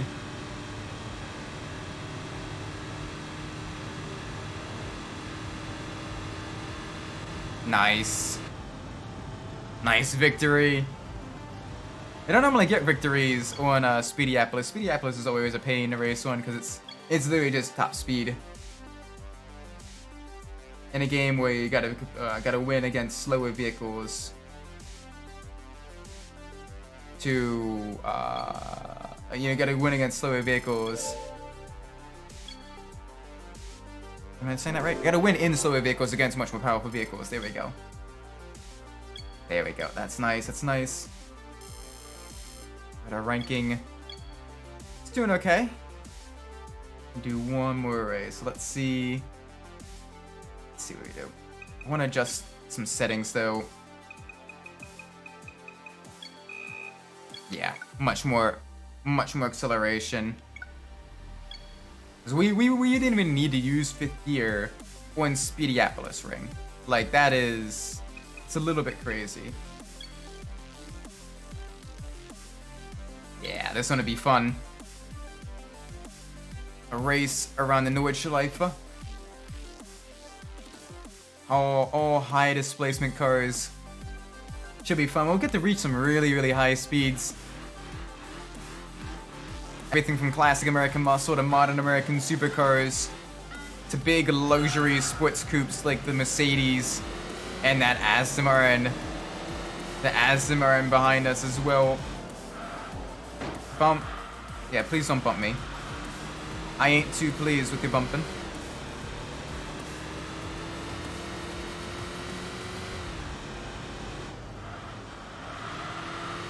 There we go.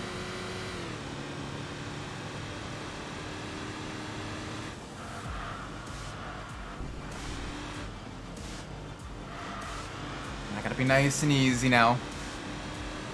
Through the turns. Through the twisties. Nice, nice, nice.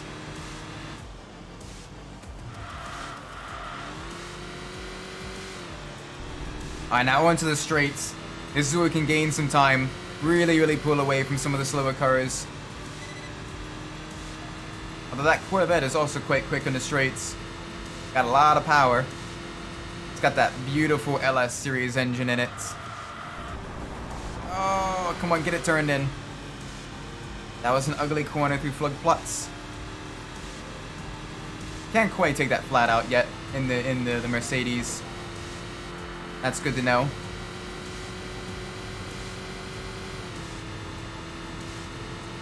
Alright. Graze the brakes going to the slate corner here. Get it to rotate in. Brake right at the end of that curbing there. Down in the second gear. I get it back up to speed now. I want to try to get as clean a lap on the Nordschleife as I can. And this Mercedes is the exact car to do it on. German car, German track. Should be a match made in heaven. I say as I run a little bit wide there. Did I actually touch the wall? Oh dang. That is unfortunate. Alright, let's try to keep off tracks and wall tippy taps to a minimum. This is a gorgeous vehicle. We don't want to scratch it up. And two, come on, we should know the Nordschleife much better than this. I'm gonna go bed early for the change. You have a great night, Adachi. Thanks for stopping by. Like 1 a.m. 1 a.m. is early. Same. Yeah, no, it's yeah, no, it's definitely don't worry, I'll probably be ending the stream probably after this race. Just do a nice lap of the Nordschleife. And then we'll be ending it. Oh, not yet. yeah, because you're an hour behind, so you got about 2 more hours before 1 a.m. That being said, that when you do go to bed, make sure you get lots of rest and everything. All right, come on. Gotta carry some speed through the twisty bits. Although we do have a slow section coming up with this right-hander. Gotta be nice and gentle because when you go on the uphill, alright, take care, official, take care. You have a great night as well, or morning. Wherever you are, it may be a great time. Thanks for stopping by this stream, I really appreciate it.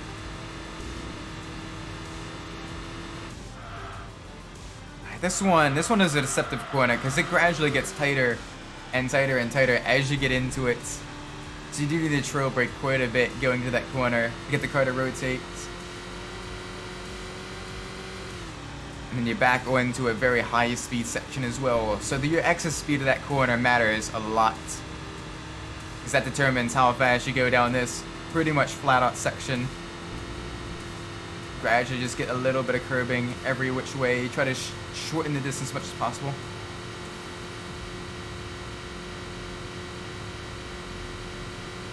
Nice. Alright, we do need to let off the throttle just a little bit here.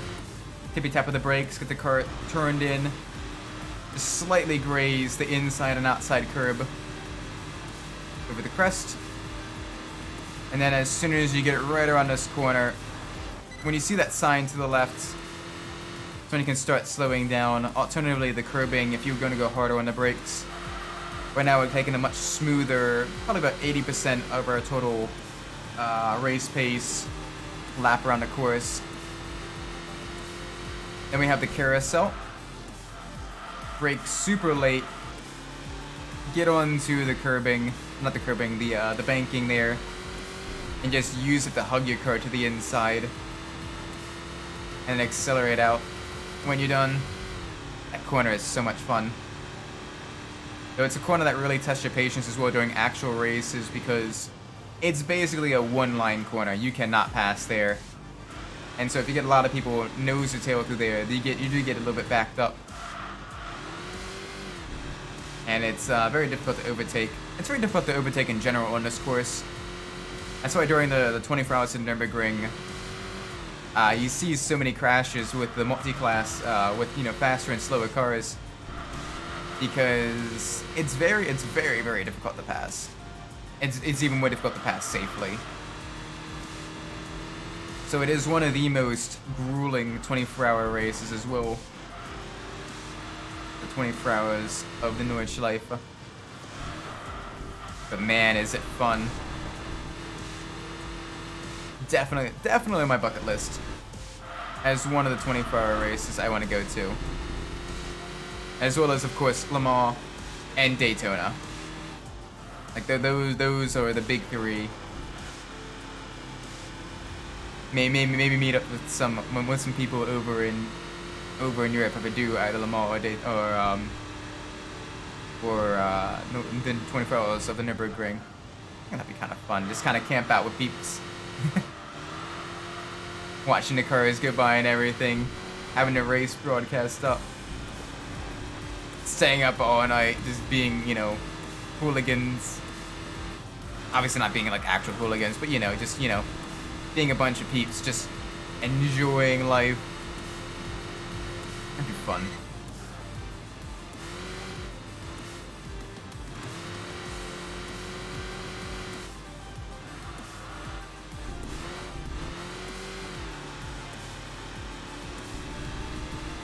Alright, this one is also slightly banked. I'm gonna get onto the corner a little bit early. Use that gray stuff. Final Fantasy VII Rebirth Collector's Edition is sold out. It's so, oh my word! Didn't it just get released today? Or announced today? One of the two. Jeez! That is insane! I guess the next best thing you can hope for is like a digital download or something. But man, that is brutal. That is absolutely brutal.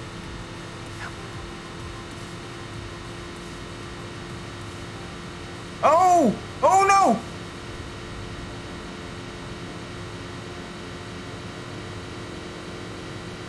Oh, the Aston Martin as well.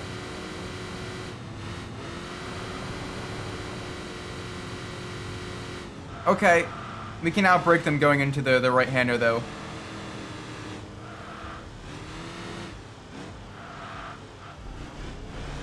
can still buy the deluxe and regular versions. Nice. Oh no. GG to the Corvette. He had that straight line speed and just caught us up. They passed us like we were staying still. Bravo. So what's the difference between the regular, the deluxe, and the collector's edition? So I haven't really checked the different editions yet. Oh man. Oh, that was fun though. That was really fun dash for the end. Sad.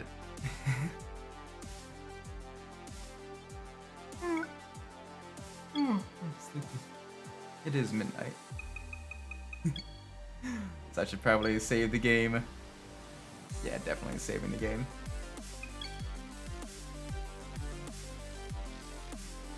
There we go. And with that being said, I am probably... Let me see... Hang on a second. Let me see if there's anyone...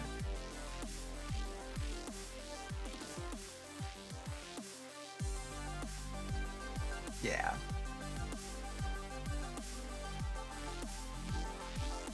Okay, so I'm gonna be ending the stream, but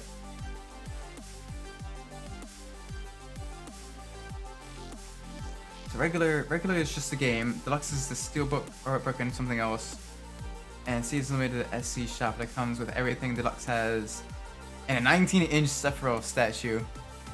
Nice. That is really cool. Getting the Sephiroth statue to have up on your shelf and everything, that'd be really cool. So I'm gonna be ending this stream here though.